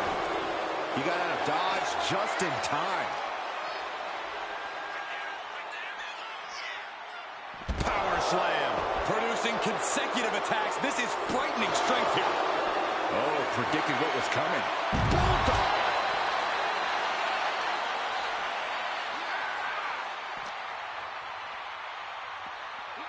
And he gets delivered back into the ring.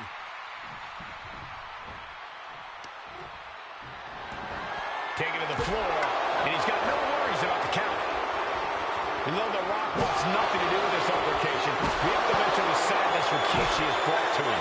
Rock might be innocent in this whole ordeal, but I feel that somewhere inside his soul, The Rock is happy with what Rikishi's done. The Rock is proud to have Rikishi and his family. No, Corey, what kind of lies are you trying to spread? We've heard Rock say Rikishi deserves what Austin is going to bring him. There's no family pride in that statement. I'm just saying that blood is thicker than water, and it's been an easier ride for Rock without Austin in the picture. And that's thanks to Rikishi. Sounds more like Rikishi is trying to take credit for all The Rock's success. Corey, Austin has been out of in-ring action for nearly a year. Does any possible ring rust factor into this match? Well, maybe if this actually was a match, but this isn't about arm drags. It's not about drop kicks. This is a fight, and there is never any rust on Stone Cold when it comes to fighting.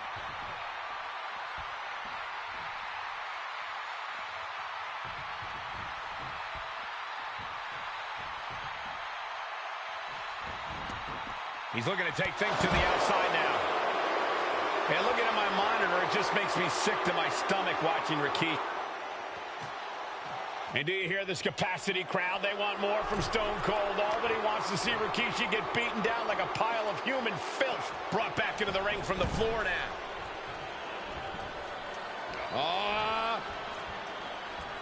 Backbreaker. And here's Austin looking to end it right now. He got the shoulder up in time. That's smart. Taking the one to catch your breath. Decides to leave the confines of the ring. Russian leg sweep. Punch lands. Back down to ashes. These two are unloaded. Austin gets stymied. A chain of reversals here. Every motion getting cut off. The fight is on, and it's furious. Giving up now is not an option. They have to finish this.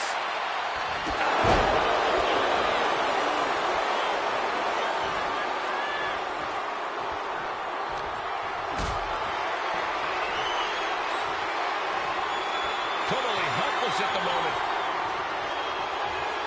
Are you kidding me? There's been a lot of vitriol coming from fans towards Rikishi these past few weeks, and this Albany crowd is continuing that pattern of disdain.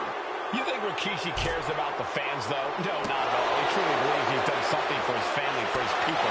His family's respect is the only respect he's desperate for.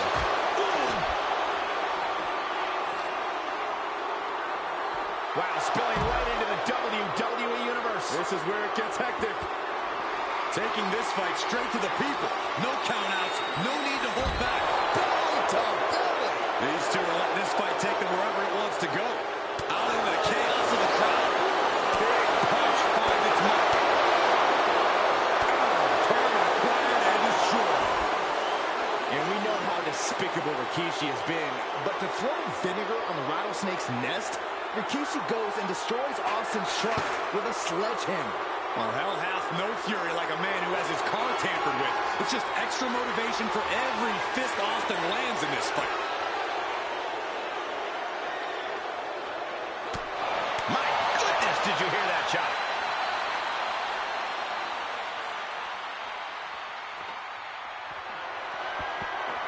And now we're headed back in the direction of the ring. Coming back from the outside now. He's headed out to the ringside area. Looking to settle this in the WWE Universe at ringside. And he's heading back to ringside.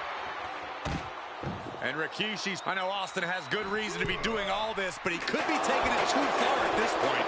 I don't think the rattlesnake has taken it far enough, Corey. Austin wants to put Rikishi's life in danger, just like Rikishi did to him. Every counter being answered with another. Rikishi is taking the competition apart. No one holding Rikishi's family down now, taking out all those years of frustration on Austin here. He isn't taking this lying down anymore. He's trying to seize the opportunity to get back in the match.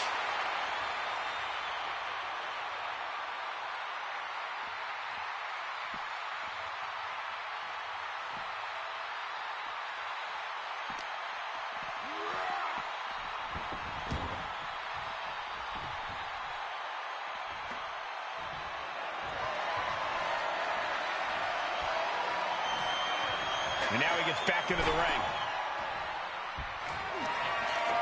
Rikishi hoisting up his opponent.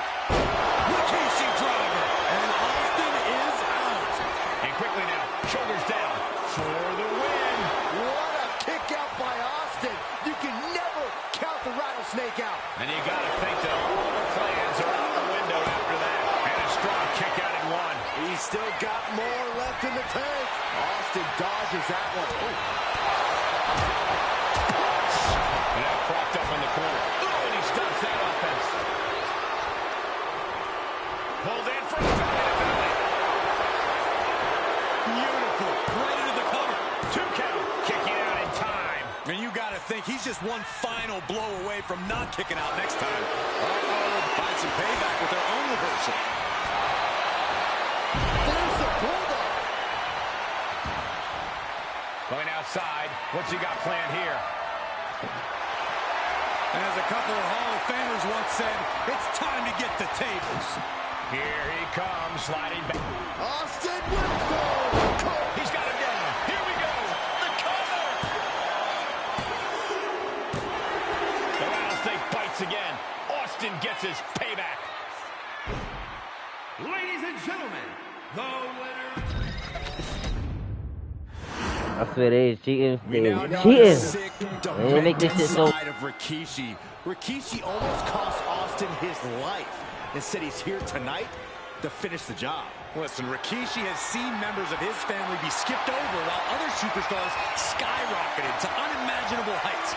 Rikishi feels it's The Rock's time, not Austin's. It's been a month of stunning revelations, all leading to the in-ring return of Stone Cold.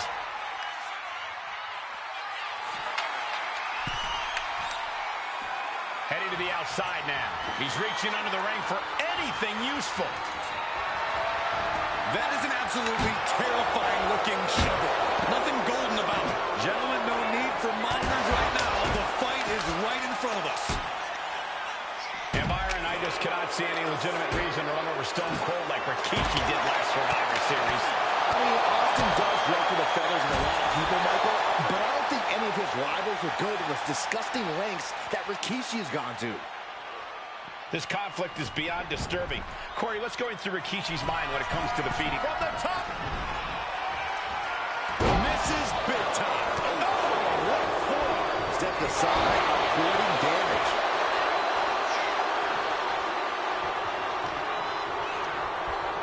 Oh, man, thrown with such force. The whole ring is rattling.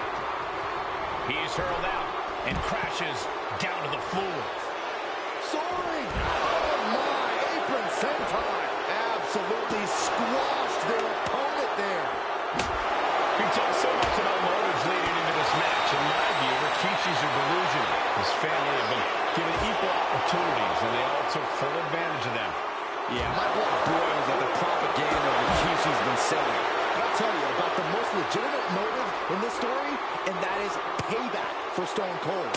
Austin nearly had his life taken from him, and there was no greater reason to start the tar out of somebody than that. Putting the boots to an opponent will take the fight out of them in a hurry. Counter after counter. Neither superstar getting the clear advantage. We talk a lot about Austin being prepared for a fight. Talk about the rattlesnake preparing to make Rikishi a dead man. Well, right now it's Rikishi doing the brawling. Rikishi's disdain for Austin looks greater than even we anticipated. Well-placed elbow to break up the maneuver. And looking at my monitor, it just makes me sick to my stomach watching Rikishi. This is a man who has no remorse and feels justified for running Austin down like a dog. Look, to be devil's advocate, you've got to look at Rikishi's perspective. He's proud of his Samoan lineage and saw an opportunity to give his people a leg up in the Shark Tank that is WWE. Are you serious, Corey? And do you hear this capacity crowd? They want more from Stone Cold. Nobody wants to see Rikishi get beaten down like a pile of human filth. Oh, bulldog! One-handed. Austin is like a man possessed. It's been almost a year since Austin's been in the ring. Absolutely no telling what's underneath the ring tonight. A baseball bat? With a weapon like that in play, this is not going to be good. And Rikishi lately has been calling himself a visionary, a pioneer. All a bunch of garbage, if you ask me. Well, those aren't self-imposed labels, Cole. Those labels are coming from the family, coming from a group of wrestling legends who are proud of Rikishi for standing up and making a change in this business. I have a few labels for Rikishi. Coward, liar, embarrassment. Those fit him well. Looks like he's got something in mind for ringside here. Oh, brutal forearm. Oh, the knee just being torn apart now. And here he is, heading back into the ring. Stone Cold, not even a little close to backing down here.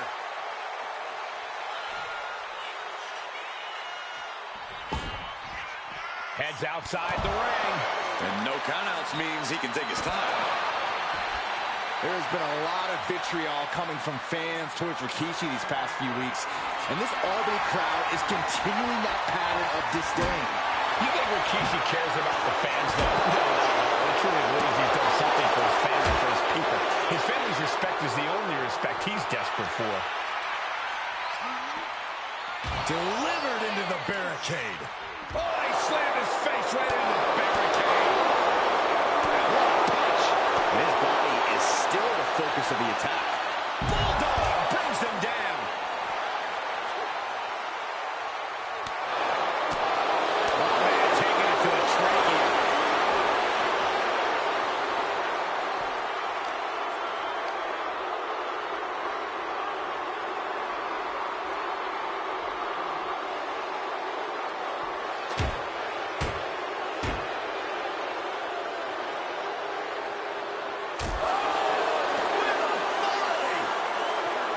Scary mindset for the Rattlesnake. Austin has scattered pictures of Rikishi all over his home.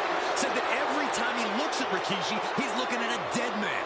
Yeah, Rikishi taking that as an empty threat, thinking that Austin isn't the man he claims to be. But trust me, when Stone Cold says he has you in his crosshairs, that's no empty threat. He's in a bad way, but still has something left in the tank. And he tosses it back in now.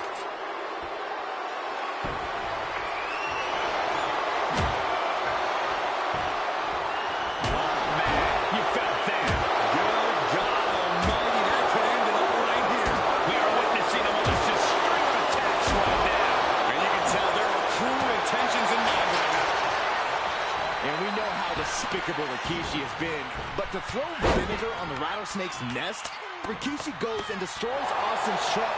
And here's the cover. Could be it. The Rattlesnake bites again. Austin gets his payback. Ladies and gentlemen, it's a miracle Austin survived being run over by Rikishi. Now a pissed off Texas Rattlesnake is on the loose and out for revenge. It took Austin almost a year to recover from the injuries he suffered in that heinous attack. You can't blame Austin for the damage he inflicts on Rikishi tonight. Byron, the lesser man wouldn't have survived. Stone Cold promised that Rikishi's days of walking above ground are over. This is no holds barred. And though The Rock wants nothing to do with this altercation, we have to mention the sadness Rikishi has brought to him. Rock might be innocent in this whole ordeal, but I feel that somewhere inside his soul, The Rock is happy with what Sleeper hold cinched in deep. Fading. And breaks out of this is third shot again. I was reversing all of that. Like, how the fuck? This conflict is beyond disturbing. Corey, let's get into Rikishi's mind when it comes to defeating Stone Cold. Like, they get these niggas an upper hand. An emotional storm like he's never felt before. The big man must recover from that and use his weight to immobilize the Rattlesnake, because we know Austin will not stay down. count out as he takes things out of the ring. And Byron, I just cannot see any legitimate reason why we're still recording like Rikishi did last Survivor Series. I mean, Austin does ruffle the feathers of a lot of people, Michael, but I don't think any of his rivals are good at this disgusting. Come on, what the fuck? Rikishi's gone to. To your injury. Rikishi feeling like he has a job to finish tonight. A career in Stone Cold to bring to an end. Kick to the stomach. Puts an end to that.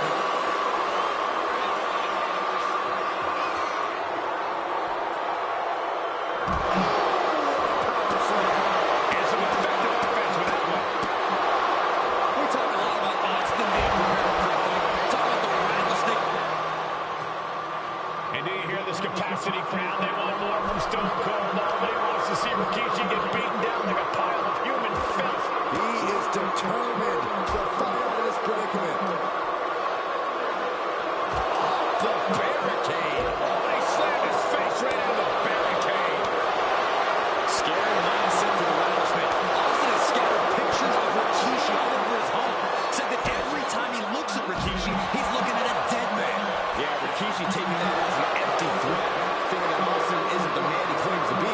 But trust me, when Stone Cold says he has you in his crosshairs, that's no empty threat.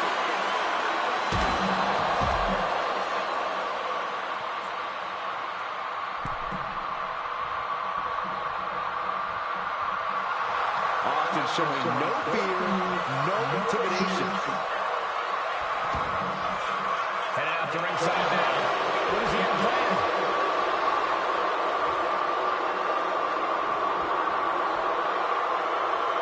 On the apron, And Austin fends him off. and we know how despicable Rikishi has been. But to try and fit him in the rattlesnake's nest, Rikishi goes and destroys Austin's ship with a sledgehammer. Hell hath no fury like a man who has his car tampered with. It's just extra motivation for every fist Austin lands in this fight.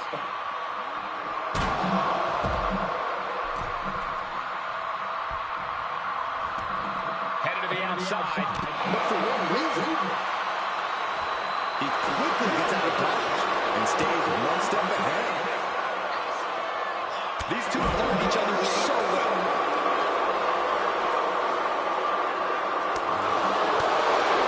Across the lyrics. Fights Rikishi back. And Rikishi lately has been calling himself a visionary, a pioneer. All a bunch of garbage, if you ask me. Well, those aren't self-imposed labels, Cole. Those labels are coming from the family, coming from a group of wrestling legends who are proud of Rikishi for standing up and making a change in this business. I have a few labels for Rikishi.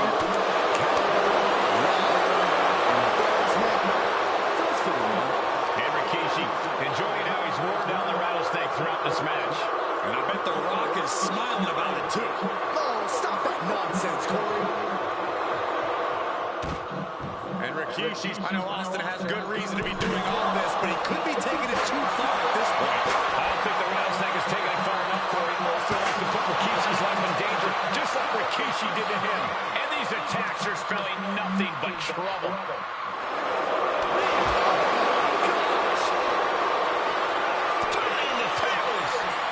One answer. Rikishi's right. It put Austin down. Unbelievable.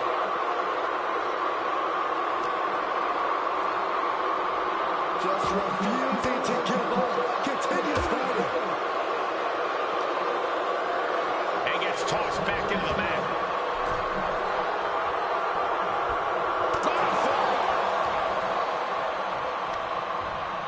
Sent into the corner. Turns it around.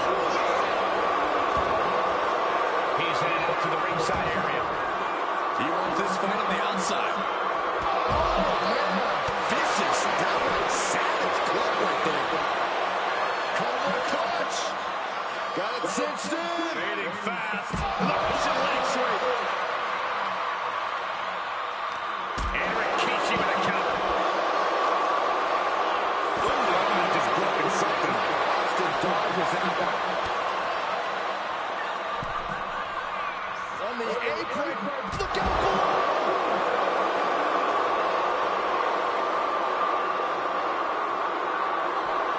A show of confidence from Rikishi. Big time clothesline. Good grief. Here he comes, sliding back into the ring.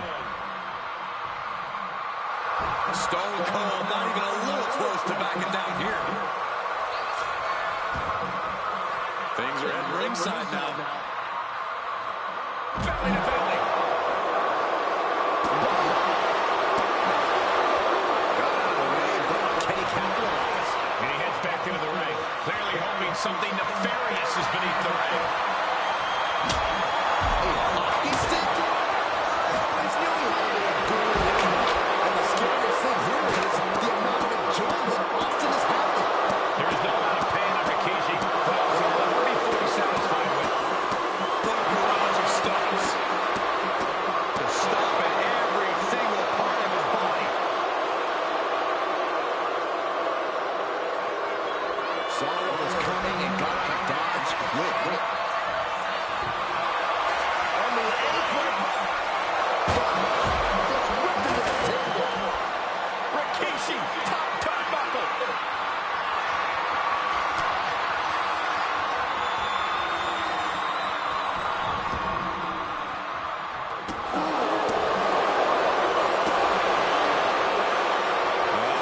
Has him lined up for the kill shot. Rikishi hoisting up his opponent. Rikishi driver. And it looks like, he's donning the crimson mask after that move. There's two. Somehow he kicked out. Austin somehow got the shoulder up. Intestinal fortitude on display from Stone Cold. I think there's still some shock in the air over the fact that that didn't produce a pinfall. Sliding back in under the ropes here. And Rikishi inside barrel applied, shoulders down. In the cover. The battle's taking place again. Austin gets his Terrible. I counter this shit and then he gets me in a quick pin. We gotta fix this game. There should be no way he could do that fast. It's a miracle Austin survived being run over by Rikishi. Now a pissed off Texas Rattlesnake is on the loose and out for revenge. It took Austin almost a year to recover from the injuries he suffered in that heinous attack. You can't blame Austin for the damage he inflicts on Rikishi tonight. Byron, a lesser man wouldn't have survived. Stone Cold promised that Rikishi's days of walking above ground are over. This is no holds barred. On the apron. You gotta be kidding me!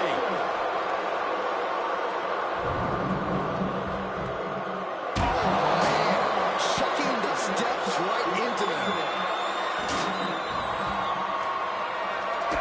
Step ahead there.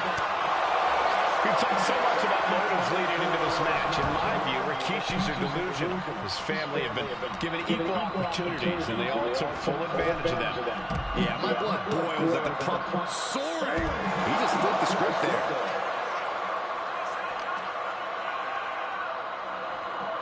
And he throws the opposition back into the ring. And Rikishi with a counter. And there's Austin sent flying. Turns that away. Oh, this is going to hurt. Oh, to the belly.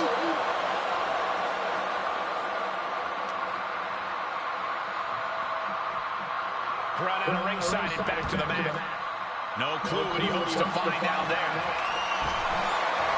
A hockey stick? I see. He does not just want to hurt the competition. He wants to embarrass them.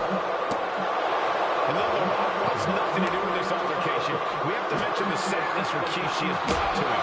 Rock might be innocent in this whole ordeal, but I feel that somewhere inside his soul, The Rock is happy with what Rikishi's done. The Rock is proud to have Rikishi in his family.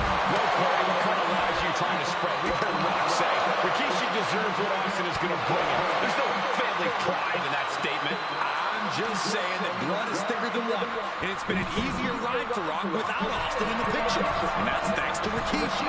Sounds more like Rikishi is trying to take credit for all the Rock's success. Corey, Austin has been out of in-ring action for nearly a year. Does any possible bring Rock into this match? Well, maybe if this actually was a match, but this isn't about arm drags. It's not about drop kicks. This is a fight, and there is never any rust on Stone Cold when it comes to fighting.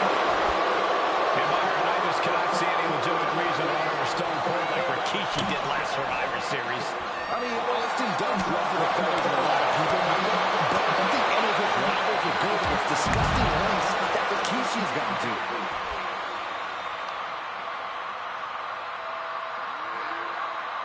So much torque on the knee and ankle.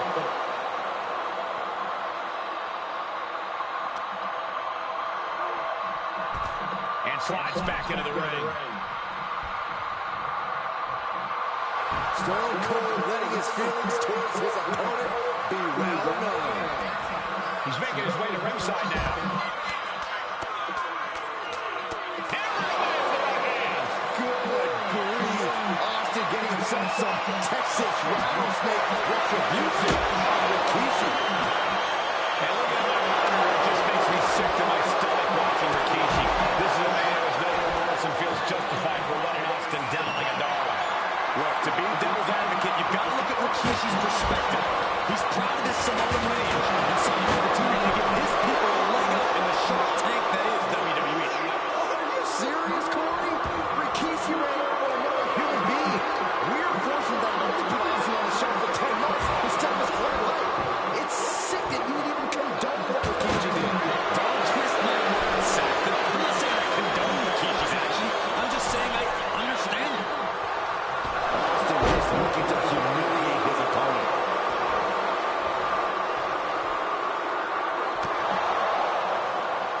Call it down. Rikishi able to dodge that. We talk a lot about Austin being prepared for a fight. Talk about the rattlesnake preparing to make Rikishi a dead man. But right now, it's Rikishi doing the wrong. Rikishi's disdain for Austin looks greater than even we anticipate.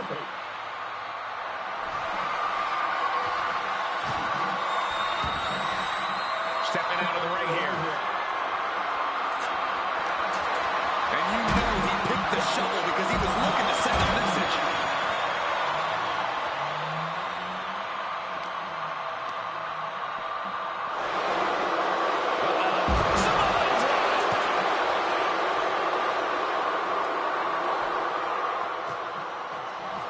And do you hear this capacity crowd? They want more from Stone Cold. Nobody wants to see Rikishi get beaten down like a pile of human filth. Saying no today. And we know how despicable Rikishi has been. But to throw a fit on a rattlesnake's nest, Rikishi goes and destroys Austin's truck with a sledgehammer. Well, hell has no fury like a man who has his car tampered with. It's just extra motivation for every fist Austin lands in this fight. Look at Trying.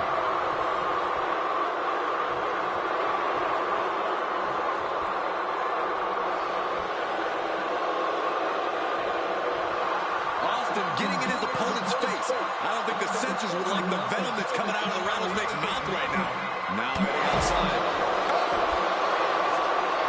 Clotheslines. So effective. Taking the scenic route here. This could get dangerous.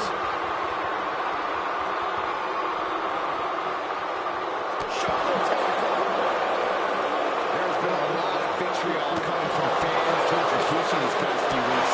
And this golden crowd is continuing that pattern of disdain. You think Rikishi cares about the fans, though? No, not at all. He truly believes he's done something for his family, for his people. His family's respect is the only respect he's desperate for. Why is there a hockey stick under the ring? Now he's back into the ring.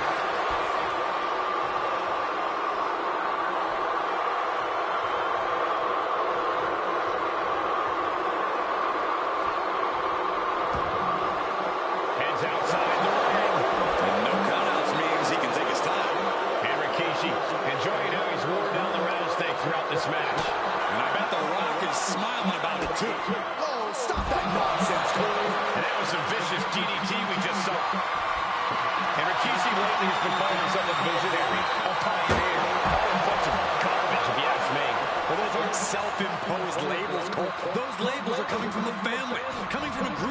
wrestling legends who are proud of Rikishi for standing up and making a change in this business. I have a few labels for Rikishi. Coward, liar, embarrassment. Those fit him well. Oh, and it's yours. Proof these superstars have done it. A string of counters. Fights back against Stone Cold. Pinpointing the truth. Scary mindset for the rattlesnake. Austin has scattered pictures of Rikishi all over his home.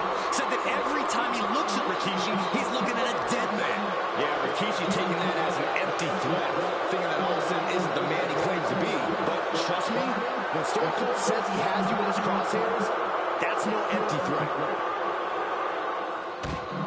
And Rick, I know Austin has good reason to be doing all this, but he could be taking it too far at this point. I don't think the rattlesnake is taking it far enough, Corey. Austin wants to put Rikishi's life in danger, just like Rikishi did to him. Counting into a power slam.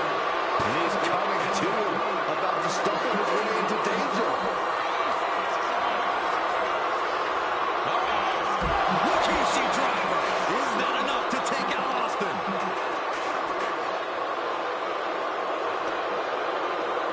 And he gets sent back into the ring.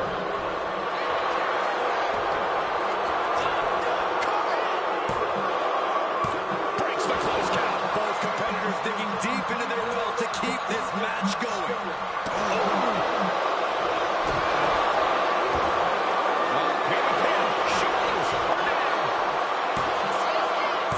Yeah, no, he doesn't get the three. How in the world did he kick out? Boom! And he avoids what was coming. Several reversal. Scooped up. Here he comes. Rikishi driver. Rikishi may have put the exclamation on this one. 2 count. Oh, he was almost finished. What a kick out by Austin. And you can never count the rattlesnake out. All that work, all these big moves, and it still didn't earn the fall. Rikishi driver. Wishing out the big guns once again. And straight into the pin attempt. 2. Rikishi somehow defangs the rattlesnake. Damn it. The winner of this bout, Rikishi! This is not what many of us expected to see. We wanted to see retribution, but Rikishi was too much of a monster for Stone Cold tonight. The vitriol that consumed Rikishi powered him to finish the job and leave a battered Austin in his rear-view mirror.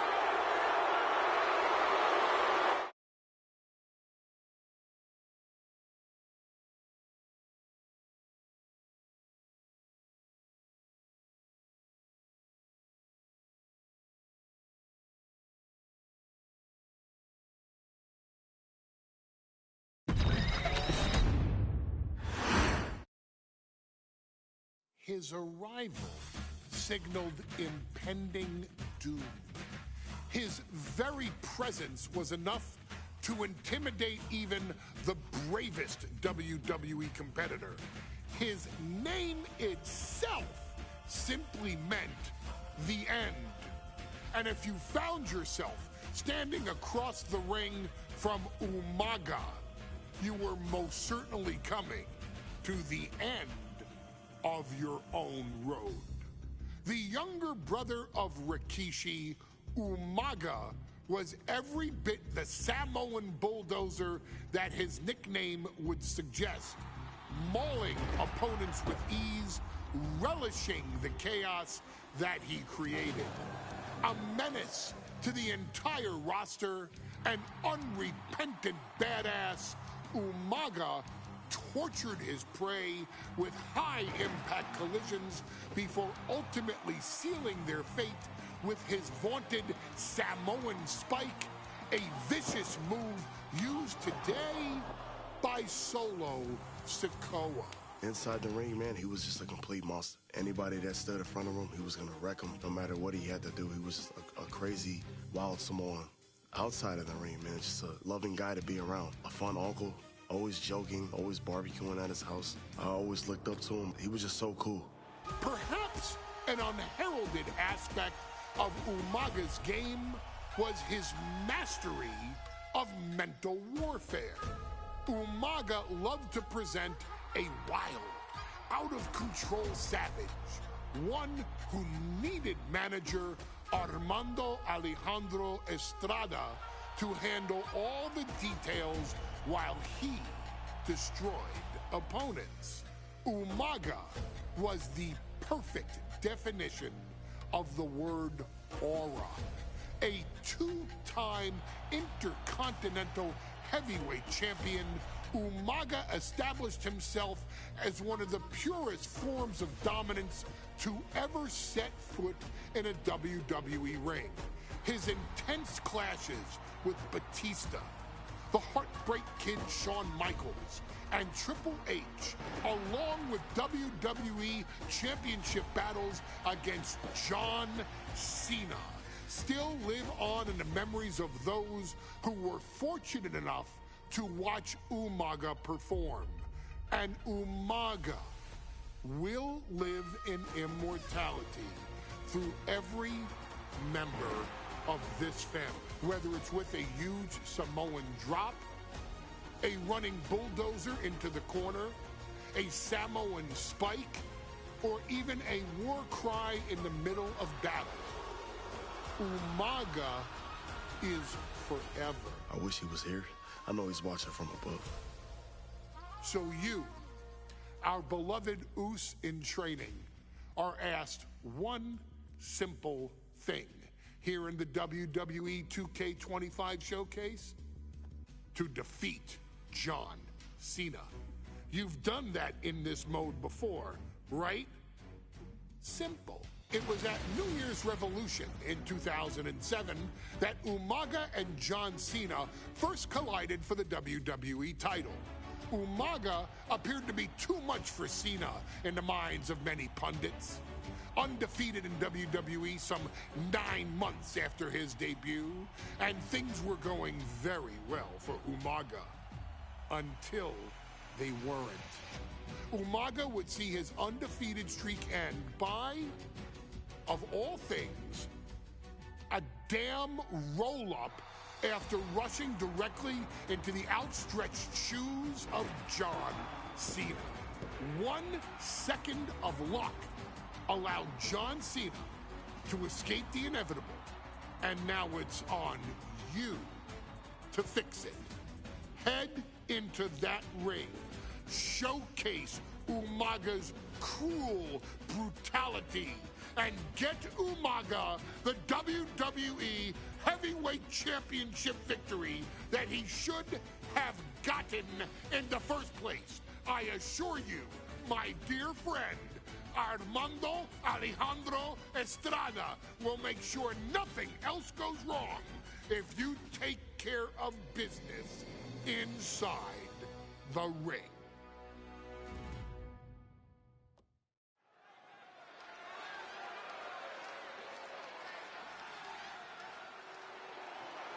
Well, ladies and gentlemen, I don't know about y'all, but he just put a hit on John. The near 400-pound Umaga. A man that since debuting right after WrestleMania 9 months ago has remained undefeated. And Umaga has been in the ring, Byron, with the best of WWE. This man looks, moves, and sounds like a movie monster.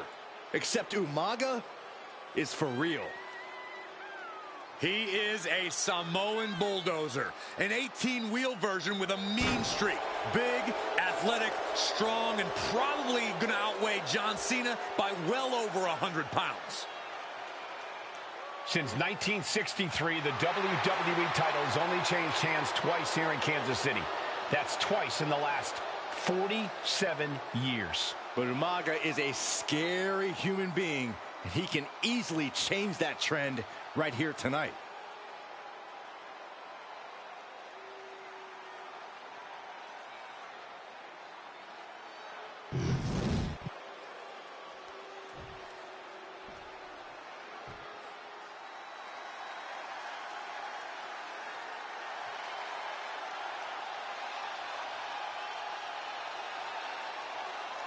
A phenomenal ovation in this arena because the champ is here. John Cena has a gigantic challenge awaiting him in the ring, but Cena doesn't have a reverse gear. Absolutely not. The champ only goes one way, and that's straight at you.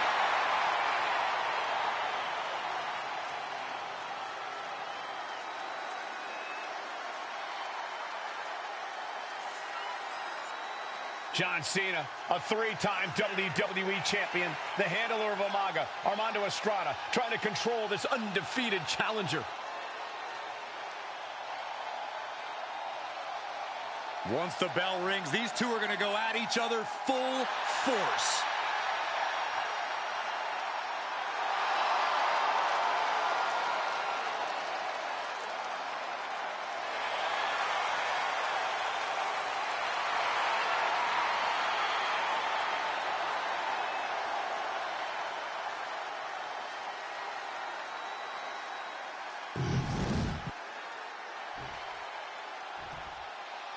The following contest scheduled for one fall, and it is for... Also want to give a shout out to WWE or 2K in particular for when you're streaming, they block out the songs.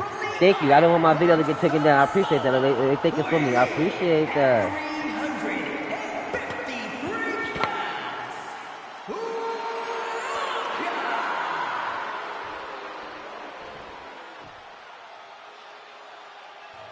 We're going to give credit to where credit is due.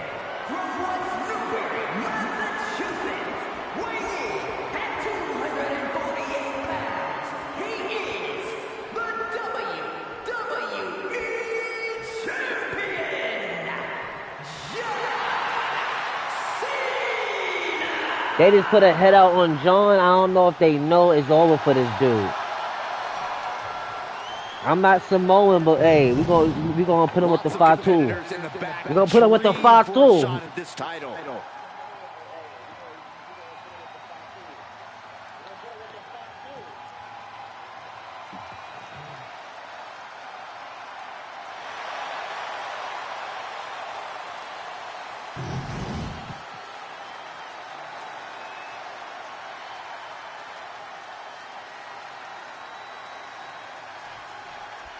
John Cena and Umaga battling here for the WWE Championship. Will John Cena halt the Samoan Bulldozer's path to destruction? Cena's going to have to go all out to accomplish that. No one has been able to withstand Umaga thus far. This brutal Samoan has made a mockery of his challengers and is perhaps the ultimate super heavyweight threat. As Cena up high. Oh, gets caught up in a bad position. Hey, let's remember this event last year, Byron. New Year's Revolution has not been kind to John Cena. He lost his championship a year ago at this same event. A mental hurdle Cena needs to overcome for sure. But the past is the past. I think John has a much bigger distraction in front of him right now. Eludes the attack. Fast thinking saved him there. He doesn't have much time to get back in the ring. Super kick! Headed out of the ring, but the count is looming.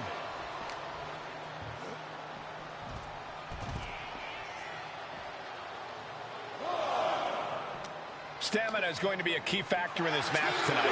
Can Cena weather Umaga's vicious attacks? Can Umaga keep up the offensive pressure as Cena drags this into deep waters? I think you're right, Cole. This might just come down to who has more gas in the tank.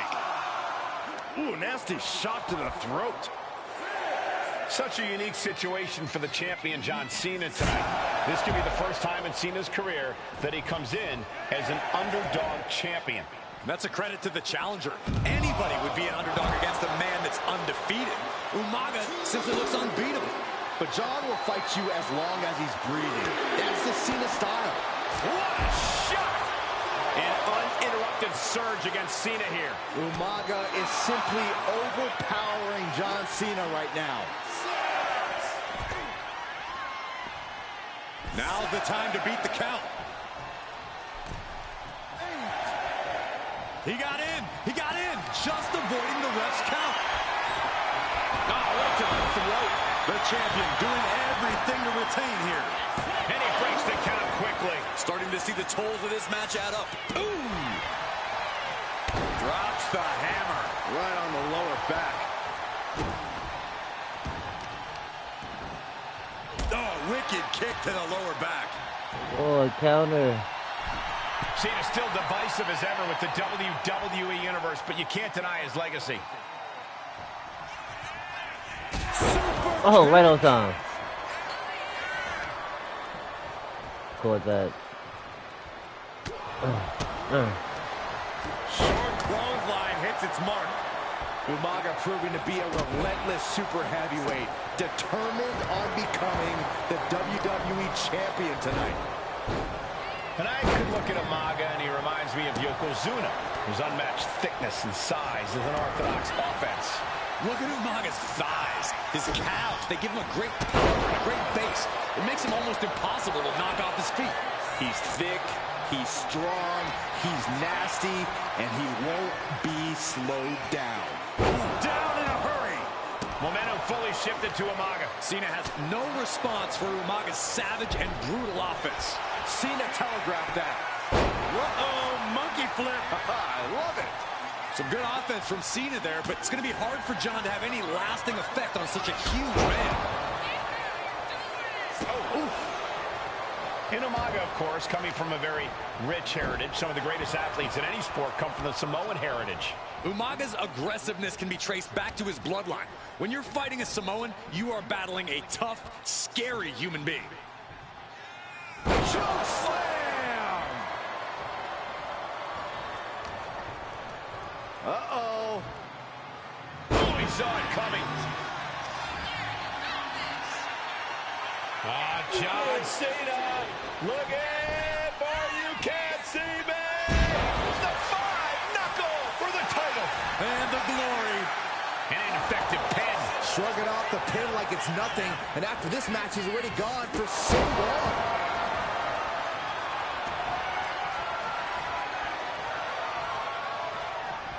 Oh, backing it up there. Oh, you know that hurt. Ooh, one step ahead there. Dodge is out of the way. Spinning heel kick. Ooh.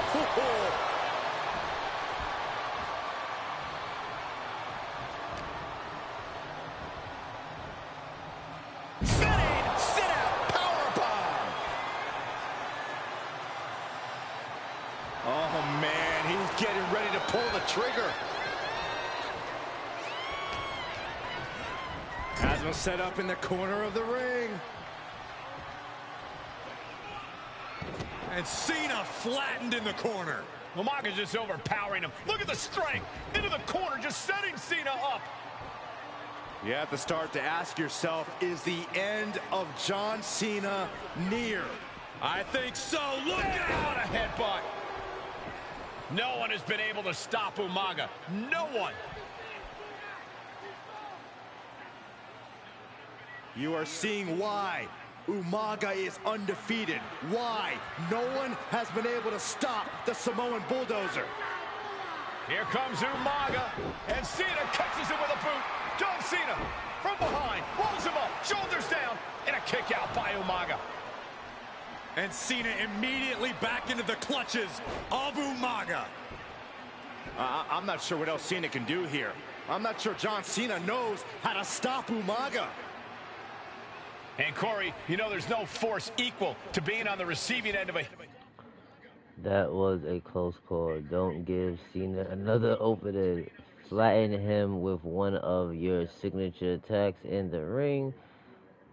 And, standing opponent. Headbutt from Umaga. It's in Umaga's DNA. Generations have perfected the art of using their own skull as a weapon that could stop an elephant. It's tempting to go for a finisher now, but a belly-to-belly suplex. And then quickly the cover. Two, strong kick out at 2 from the champion. How? How?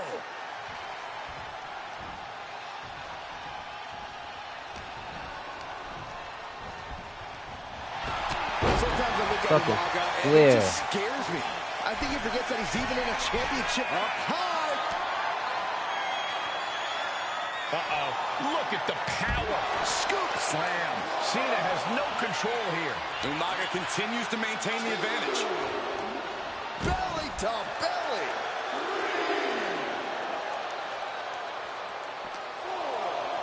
And he throws the opposition back into the ring.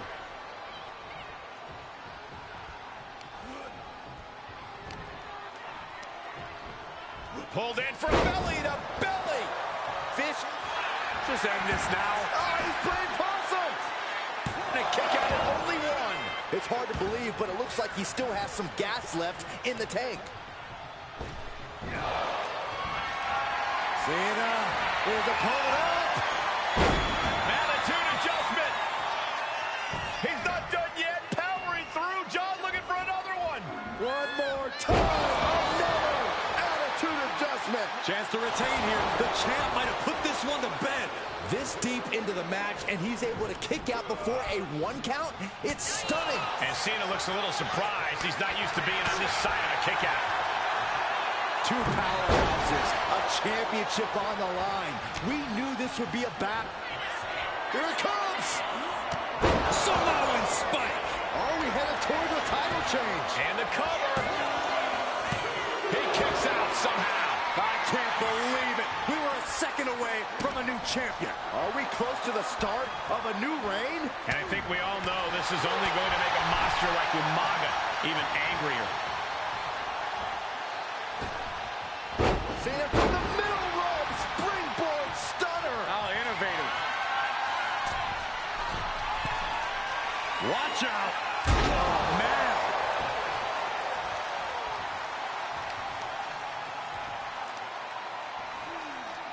Cena and Umaga are out of control, taking each other to their absolute limits. This has been as physically intense as we expected. He averts the offense. Oh, what a wind-up. That unraveled on Umaga. Down with a DDT.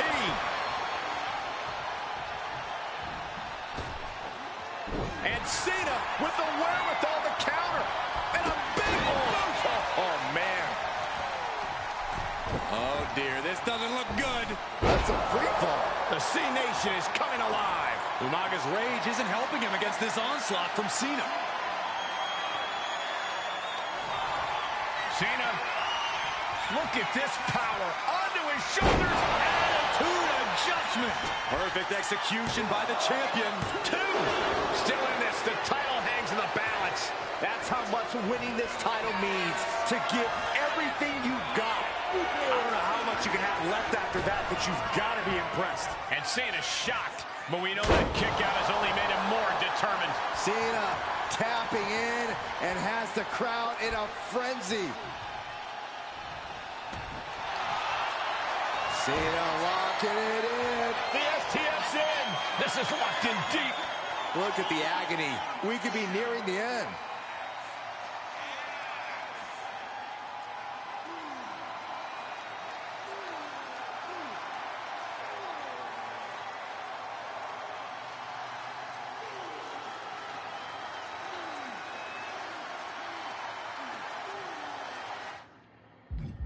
Bullshit. That's really bullshit right there. Like, come on. John Cena and Umaga battling here for the WWE Championship. Will John Cena halt the Samoan Bulldozer's path to destruction? Come outside. Come Cena's on. going to have to go all out to accomplish that. No one has been able to withstand Umaga thus far. This brutal Samoan has made a mockery of his challengers and is perhaps the ultimate super heavyweight threat. Now, Cena could be in for the greatest challenge as champion tonight. But if anyone can overcome the terrifying ruthlessness of Umaga, it has to be John Cena.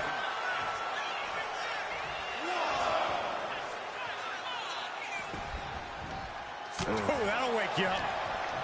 Such a unique situation for the champion John Cena tonight. This could be the first time in Cena's career that he comes in as an underdog champion. That's a credit to the challenger. Anybody would be an underdog against a man that's undefeated. Umaga simply looks unbeatable. But John will fight you as long as he's breathing. That's the Cena style. Headbutt to the gut! Attack to the midsection.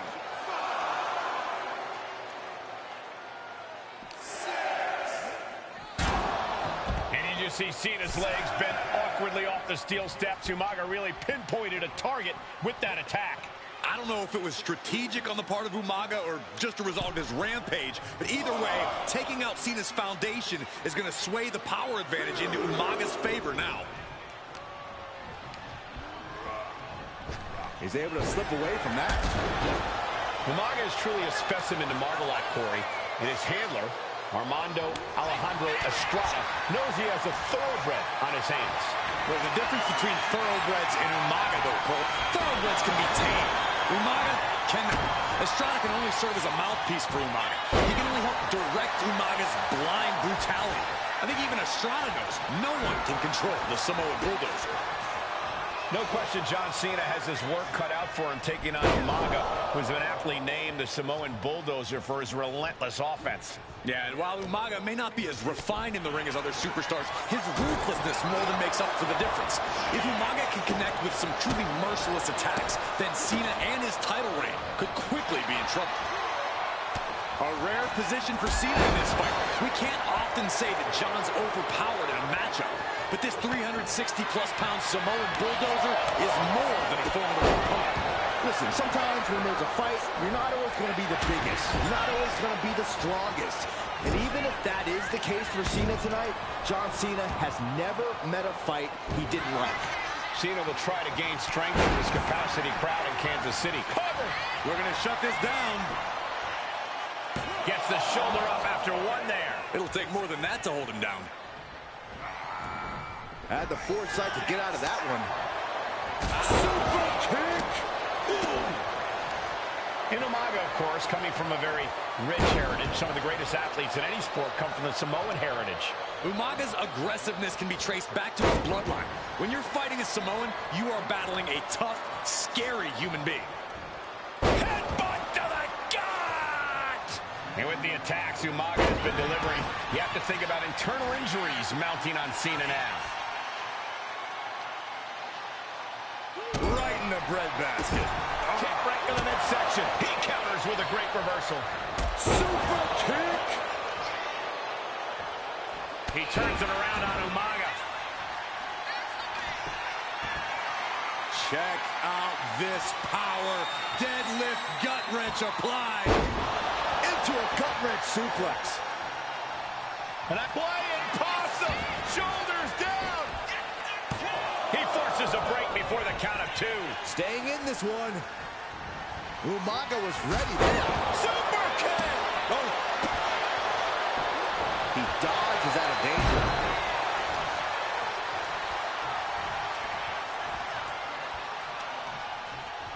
Sent into the ropes and a sharp elbow to the back. Sent right into the corner. Umaga with a retaliation.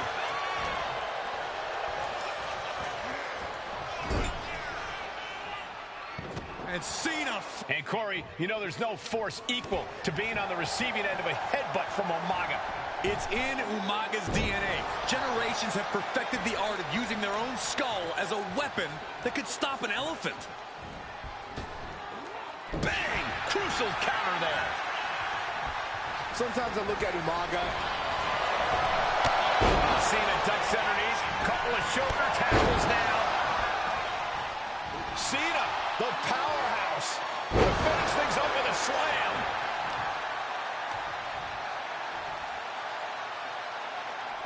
Now the pin for the championship. No. Kick out. Everyone thought that was 3.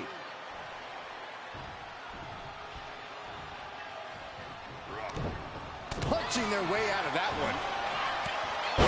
Samoan drop. I think that's it. That must be it. No, the champ holds on. Almost inhuman at this point. Pulls their opponent in. Belly to belly.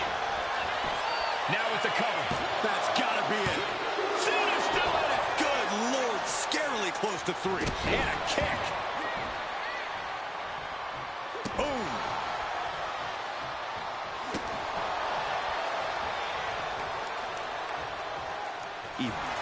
This'll do it. Umaga. Oh, it's cover. New champ incoming. Makes a cover. A kick out. I don't believe it. That was a matter of a fraction of a second. And I think we all know this is only going to make... Watch out! Cena dodges out of that. Elbow drop. Piercing. And the champion still chipping away at the challenger. Cena knows it will take much more to defeat this beast of a man. Deadlifting their opponent up. Deadlift gut-wrench suplex. Thinking of going high risk here. Take off. The ref continues to count. Real risk of things ending right now. That didn't look good at all. A ringside doctor's on hand if needed.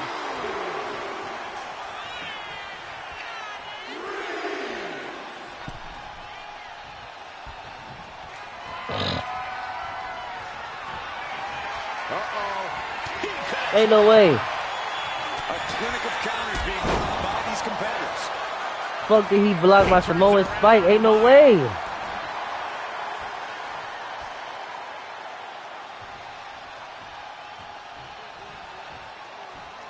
Clothesline in the corner. Got the cover. Looking to hang on to the title. Still only got one. These one counts are going to get harder and harder to kick out of.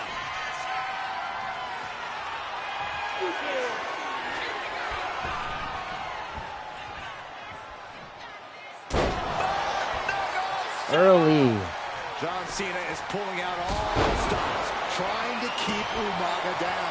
Absorbing the pain of another attack to the head. He could be dazed. And another stiff shot to the head here. Two power. Powers him up. Uh-oh. Fuck out of here, John. Using the elbow to escape the attack.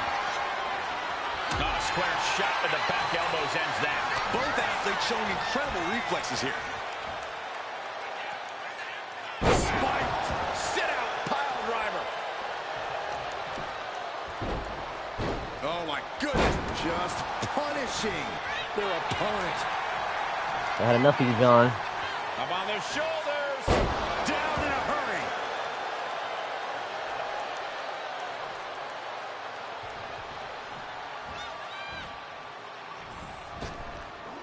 Oh, my!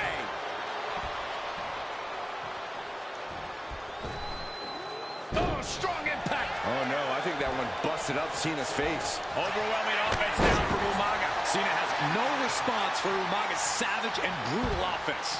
He's out of the ring. What does he have in mind now?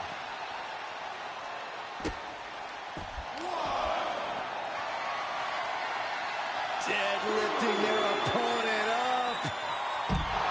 Deadlift gut-wrench suplex. I don't like where this is going. Yeah, Corvus has the possibility to completely unravel here. Oh, man. Connects on the kick.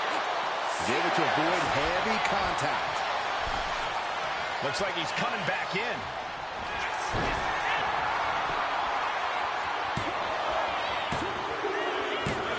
Oh my god. Cena got him. That is fucking whack. Like, oh, it's fucking funny. Here we go with the WWE Championship on the line. John Cena versus the Samoan bulldozer Umaga. Big fight feel here in this building. The undefeated Umaga has set his sights on Cena, and there's nothing left standing in his way. Umaga doesn't just want to beat John Cena. He wants to obliterate him, like he has all his other opponents. But this is John Cena we're talking about. If anyone can stand up to Umaga's brutality and power, it's him. Cena's going to fight to defend his title with everything he's got. A big headbutt to the guts. Such a unique situation for the champion John Cena tonight. This could be the first time in Cena's career that he comes in as an underdog champion. And that's a credit to the challenger. Anybody would be an underdog against a man that's undefeated. Umaga simply looks unbeatable. But John will fight you as long as he's breathing. That's the Cena style. We could see a count out here. And he gets delivered back into the ring. We almost just saw a count out there, but the match continues. Oh, missed connection. And Cena's able to evade. No idea where this one's heading.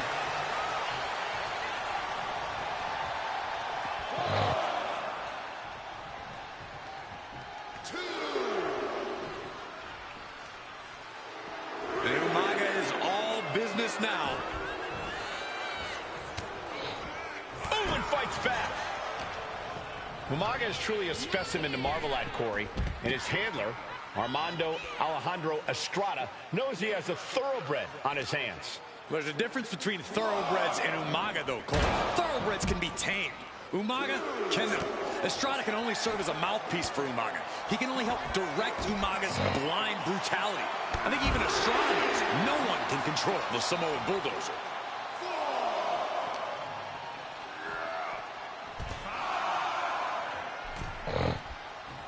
Sliding back into the ring.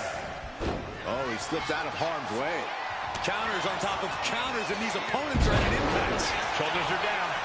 Is this enough to retain? And the champ only gets a count of one. Easy kick out there, but they'll get harder soon. Sit out powerbomb.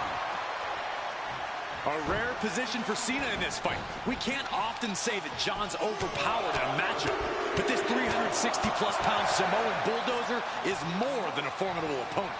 Listen, sometimes when there's a fight, you're not always going to be the biggest. You're not always going to be the strongest. And even if that is the case for Cena tonight, John Cena has never met a... Just end this now. Oh, he's playing possum! And Cena kicks out. Maybe that was just to keep his opponent off balance.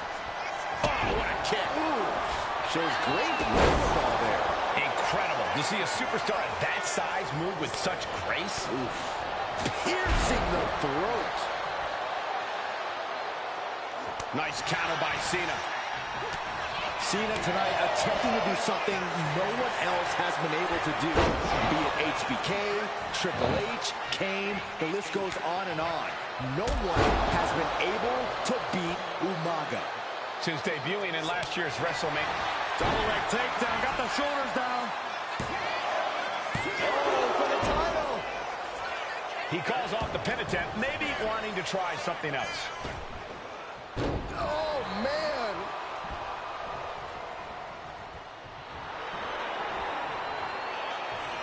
Clearly lost in the moment. He better snap out of it. Kick to the gut. Oh, brutal forearm. And with the attacks Umaga has been delivering, you have to think about internal injuries mounting on Cena now. Cena's getting dominated. Umaga is simply overpowering John Cena right now. And Umaga, of course, coming from a very rich heritage. Some of the greatest athletes in any sport come from a Samoan heritage. Umaga's aggressiveness can be traced back to his bloodline. When you're fighting a Samoan, you are battling a tough, scary human being. From the top, the leader of the C-Nation. John Cena is pulling out all the stops, trying to keep Umaga down. What a jaw-dropping show of strength this late into the match. Uh-oh. Blow to the abdomen gets them out of that. Super kick. Counters to gain the advantage. Will Cena conquer the undefeated Umaga?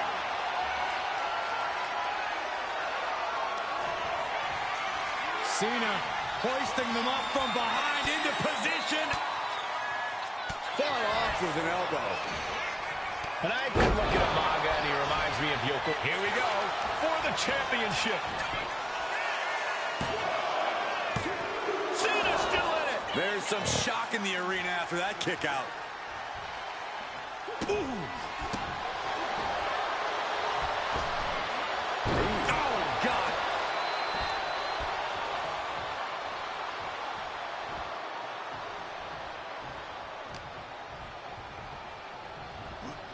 Getting him right into the corner. And Cena flattened in the corner. Umaga just... And Corey, you know there's no force equal to being on the receiving end of a headbutt from Umaga. It's in Umaga's DNA. And would you look at that? He just let go of the submission. Maybe he did the damage he meant to do and has something else in mind now. Draped across the top rope. Wow, clubbing forearm. Sometimes I look at Umaga and it just scares me. I think he forgets that he's even in a championship match. It's Take it over. going for the win here. Pin. Powerbomb. Oh, come on. Did he really need to stop the pin like this? Mistake by Umaga. Oh, my God. Two powerhouses. This is quickly turning into a slugfest. Bam! Slugging away with everything they've got. Back and forth. Neither one giving up any ground. Toe to toe, treating each other like heavy bags. Oh!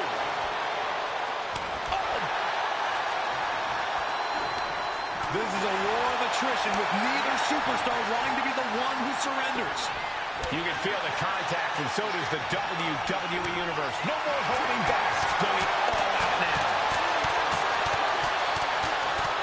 Oh, jeez. Looking absolutely rough. Super kick. Gosh. A completely relentless attack from Umaga. Cena has no response for Umaga's savage and brutal offense. Headbutt to the gut. Boards that off. What a response.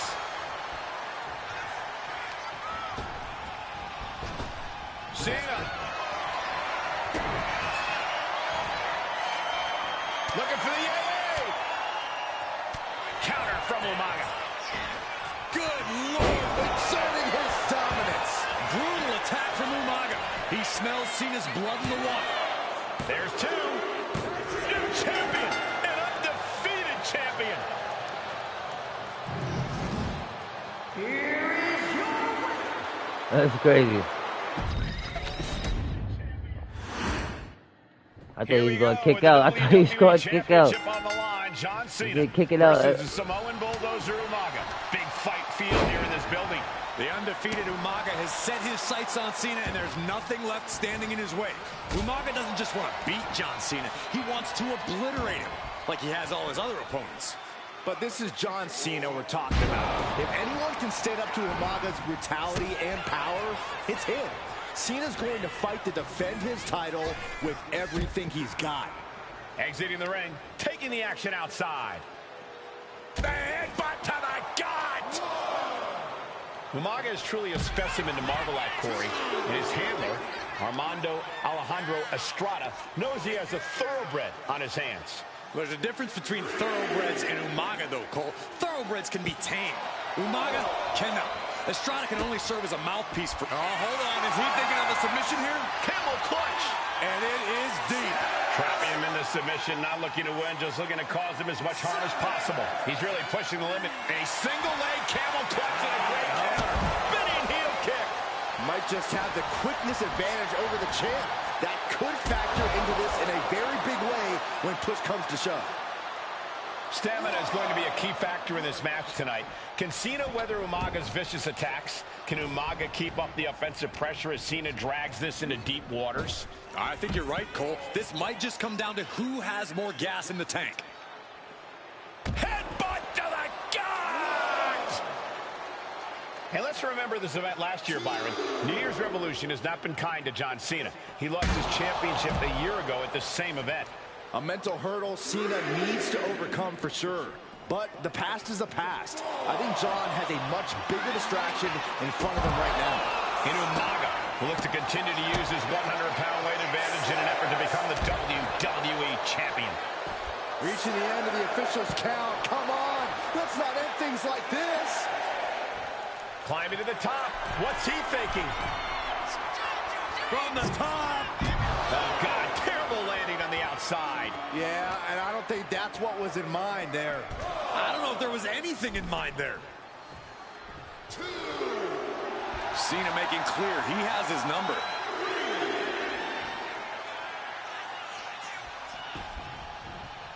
Oof. A rare position for Cena in this fight. We can't often say that John's overpowered in a matchup, but this 360-plus pound Samoan bulldozer is more than a formidable opponent. Listen, sometimes when there's a fight, you're not always going to be the biggest. You're not always going to be the strongest. And even if that is the case for Cena tonight, John Cena has never met a fight he didn't like. Cena will try to gain strength from this capacity crowd in Kansas City, but not even that may be enough to stop a rampaging Umaga.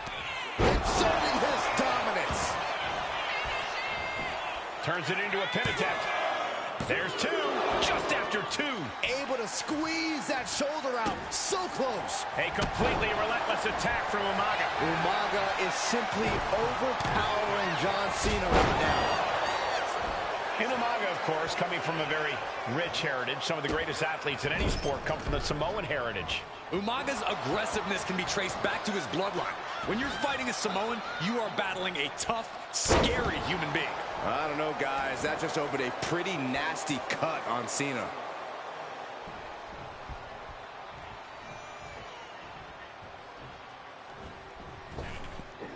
And Cena retaliates. And Cena puts a quick stop to the momentum that looking to seal the deal, guys. He's able to kick out before two. Could be in search of a second win now. He's able to counter that. And I could look at Umaga, and he reminds me of Yokozuna, whose unmatched thickness and size is an orthodox offense. Look at Umaga's thighs, his calves. They give him a great power and a great base. It makes him almost impossible to knock off his feet. He's thick, he's strong, he's nasty, and he won't be slowed down. Oh, countered into a power slam.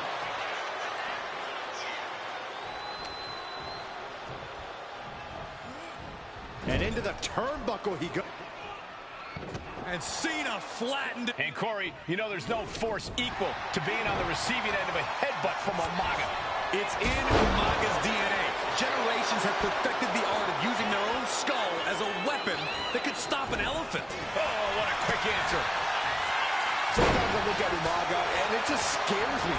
I think he forgets that he's even in a championship match. Estrada is very aware of it, but Umaga sometimes looks oblivious to what's going on, other than the fact that he knows he's supposed to hurt his opponent. Having no conscience is what has set Umaga apart. If he gets confused and the bloodthirst takes over, that's where Estrada becomes useful by directing Umaga back to the ultimate goals. I think Umaga just doesn't know when to stop attacking. He has no sense of what it means to pull back on the reins, so to speak. Climbing up the corner. To the sky. Big splash. Taking advantage of the opportunity. Somehow still has the energy for a quick kick out. Turns that back on Cena. Super kick! Grabs the leg. Look at this. He just tossed the leg. Oh, God. Ooh. Oh, kick connects. Oh. And Cena's able to evade. Ow! He almost got caught by that one. We're seeing one response after another. Neither superstar gaining a foothold. Holy time offense there. From the top. Diving headbutt.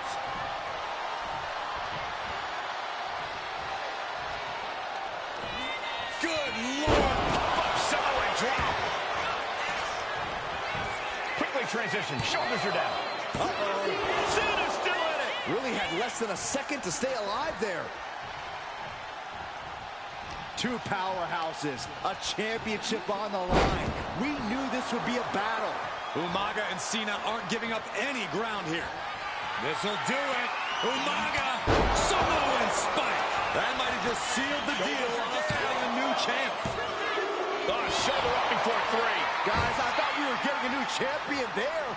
Well, we might see a new champ here tonight. Don't put the cart before the horse. This'll do it. Umaga. Oh, Samoan spike. We might see a new champion Makes the cover. New champion. An undefeated champion. Here is your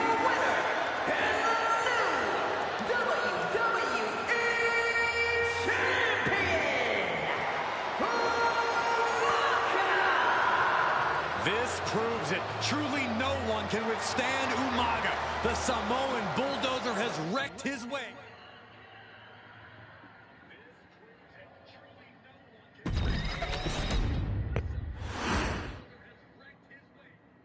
Hey, in WWE, things move really fast. If you aren't present in the moment, it can feel like a year goes by in only 2 or 3 minutes. That's why you always have to make time to make sure that you check. Hold on. Did I just hear myself say 3 minutes? Stop. Can you believe I'm actually doing Eric Bischoff's shtick? In the early 2000s, few words sent a shudder through the roster like the words 3 minutes, summoning the fearsome duo of Rosie and Jamal, collectively known as the 3-minute warning. Initially hired by the aforementioned Raw General Manager Eric Bischoff to interrupt anything he didn't find to be entertaining. You're just not entertaining me. 3 minutes are just about up. The two instantly made their mark in WWE with their complete and total decimation of anyone that was targeted.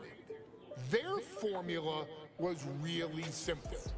Two bruisers with surprising quickness who took pleasure in throwing opponents all around the ring with reckless abandon. And the trail of bodies left in their wake remains a testament to their devastation. Rosie, older brother of your tribal chief, Roman Reigns, and Jamal, who would in time develop his skills further and take the name of Umaga, were about instant gratification. They treated matches like a race, seeing how much damage they could fit into the shortest time possible. The 3-minute warning with my brother and my cousin, it was just one of the coolest gimmicks of all time to me. It was catchy, you know what I mean? Like, you kind of knew what was happening, and I feel like we all remember when the 3-minute warning hit for the first time. You know, the whole Den TV area just lit up. Every match was a train wreck, as the two would use their size to overwhelm most opponents, coupling that with incredible tag team maneuvers to increase the carnage to its maximum levels. That approach, maximizing damage while minimizing time, was a 3-minute warning signature. The team itself saw its run in WWE last for a little over a year, but in that time managed to make such an impression with the WWE Universe that it still resonates today. They are proof of the impact anyone can make if they capitalize on their opportunities, as 3-minute warning did every single time. It was a short-lived gimmick, but it was a really cool gimmick, and I just think it shows the versatility of, hey, if you need us to go out there and tell you a Broadway story, I'll cover 2 hours if you like. But if you need us to come out in 3 minutes to make an impact, we can do that too. But you gotta be really good to be thrown in there with the very, very best in the industry. I'm getting all pumped and proud, for my brother and my cousin right now, just thinking about it. Here in the WWE 2K25 showcase, we have selected another team that embodies the same mindset in Akam and Razor, the AOP. Similar to Jamal and Rosie, these two look to inflict the most pain in the most efficient manner. Like 3-minute warning, AOP happily dispatches when summoned. Like 3-minute warning, AOP features two Goliaths who will hurl your body from pillar to post before finally bringing it all to a most painful conclusion. It's up to you in this Extreme Rules contest to beat the AOP to the punch and showcase the Wrecking Crew approach that made 3-minute warning the premier bruiser squad in all of WWE. And don't worry, we will give you more than 3 minutes to make that fact perfectly clear. As a matter of fact, take your time and enjoy dishing out the punishment.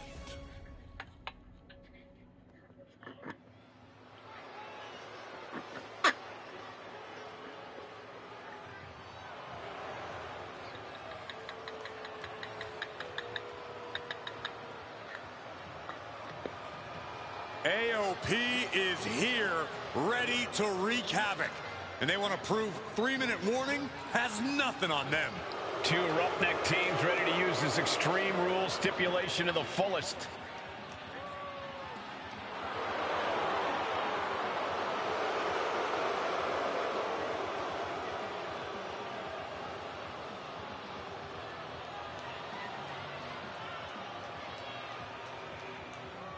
The following contest is a tag team Extreme Rules match. And accompanied by Paul Ellering and a combined weight of 620 pounds. Akon and Razor, the authors of pain. AOP look unintimidated by the task at hand. They are totally prepared for the merciless tandem of 3-minute warning.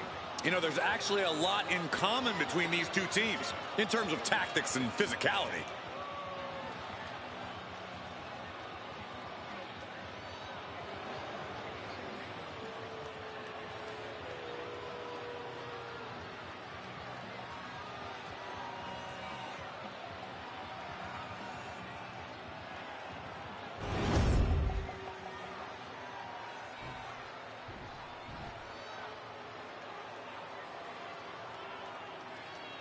And guys, the authors of pain now have 3 minutes. And a combined weight of 770 pounds. Rosie and Jamal. 3-minute warning. Authors of Pain versus 3-minute warning is a recipe for brutality and ruthless carnage. And that's an irregular match, Cole. This is Extreme Rules. These two hit squads are going to tear each other apart. 3-minute warning made a career out of demolishing anyone who got in their way. Why would AOP be any different? Because that's exactly what AOP does too. They play the same game as 3-minute warning. We got 3-minute warning. You've got 3 minutes to cause moderate damage to the head, arm, torso, leg of either Ankle or Razor. Let's get extreme. I'm gonna use the bathroom. I'll be right back, y'all.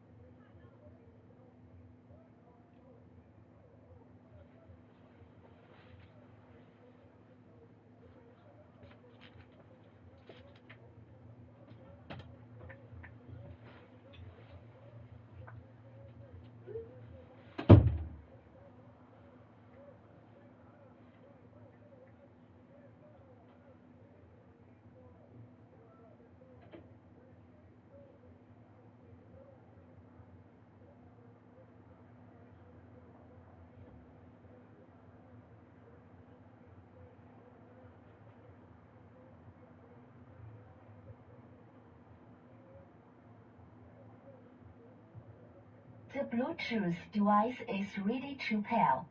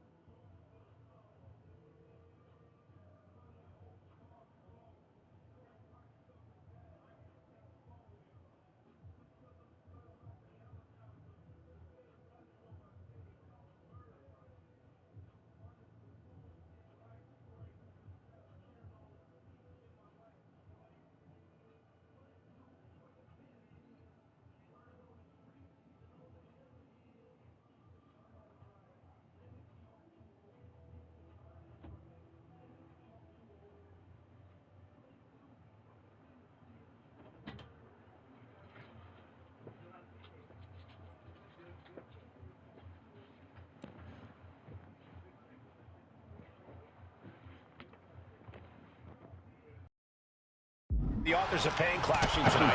It should be a harrowing Extreme Rules match. Considering the teams involved here, it comes as no surprise that we have medical teams standing by backstage. Yeah, these are two of the most merciless and physical teams we've ever seen. Lasting bodily harm isn't just highly probable in this match, it's essentially guaranteed. I, for one, can't wait to see what these teams do with the rules thrown out the window.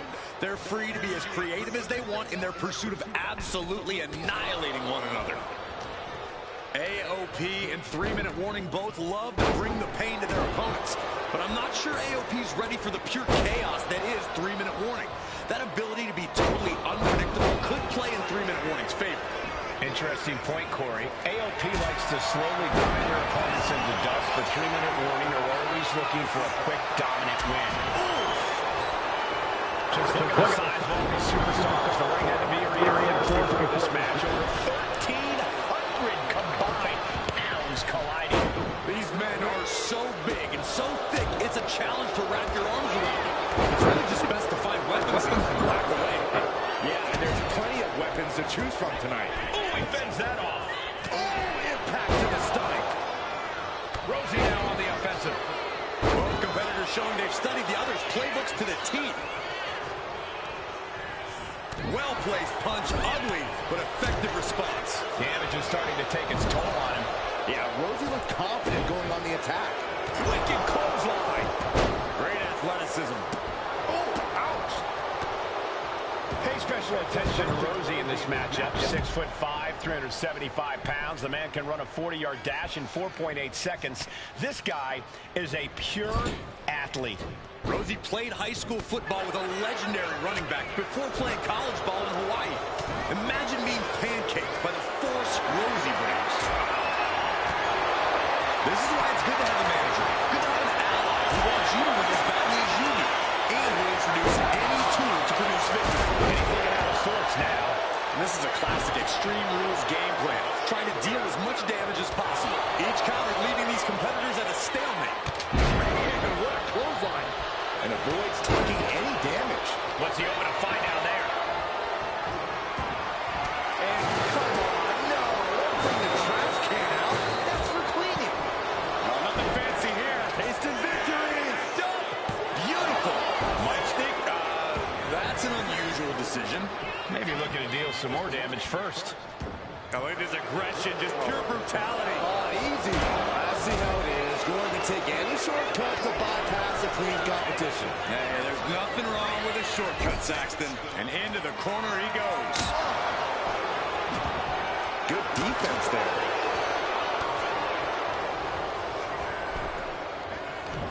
And he re-enters into the ring.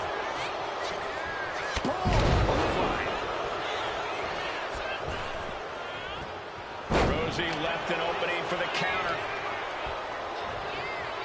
Shoulder tackle. Man, Rosie and Jamal Aikman going for it.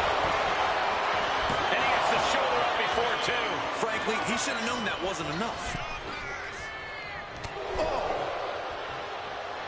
The adrenaline is pumping, and the WWE Universe is on his side. It couldn't have felt. Pump handle locked in. Across the shoulder. AOP just fell to their demise. No, he beats the count. For sure this thing was wrapped up. Well, stay in your seat. Looks like we've got a ways to go yet. Trying to end this right now. Oh, wait a second. Feet are on the rope. This is illegal. Right. Into the cover. The feet are on the ropes. Come on. Not even letting the ref get to the 2 count. We knew this would be a grueling and punishing match, but AOP and 3-minute warning are exceeding all expectations. Wrench in the arm. Man, what a clothesline.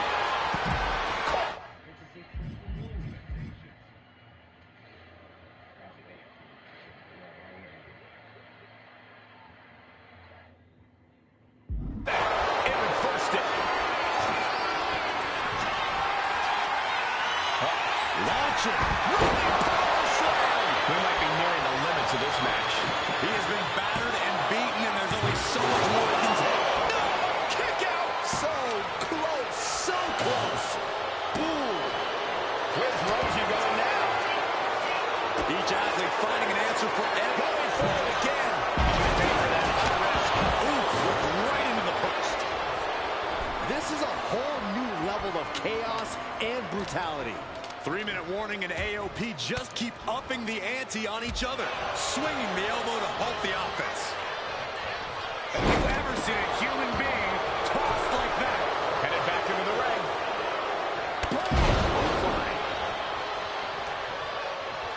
Trying to put this thing away. Shoulders down, roll up.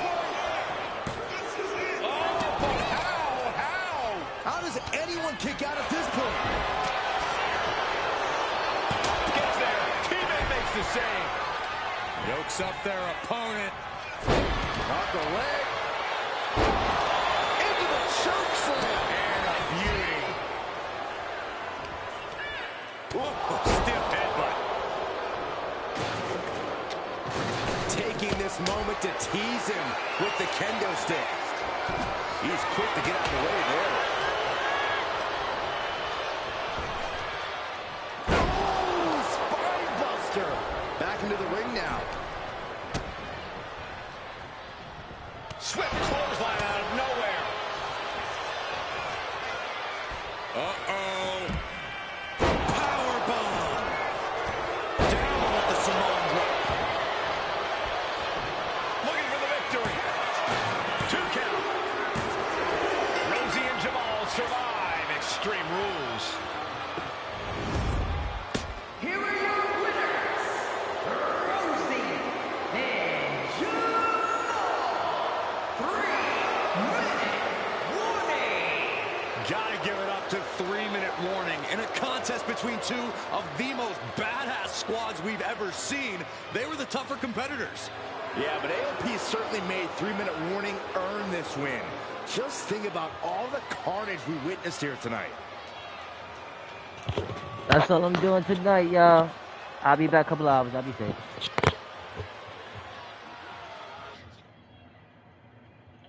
That's all I'm doing tonight, y'all. I'll be back a couple hours. I'll be safe.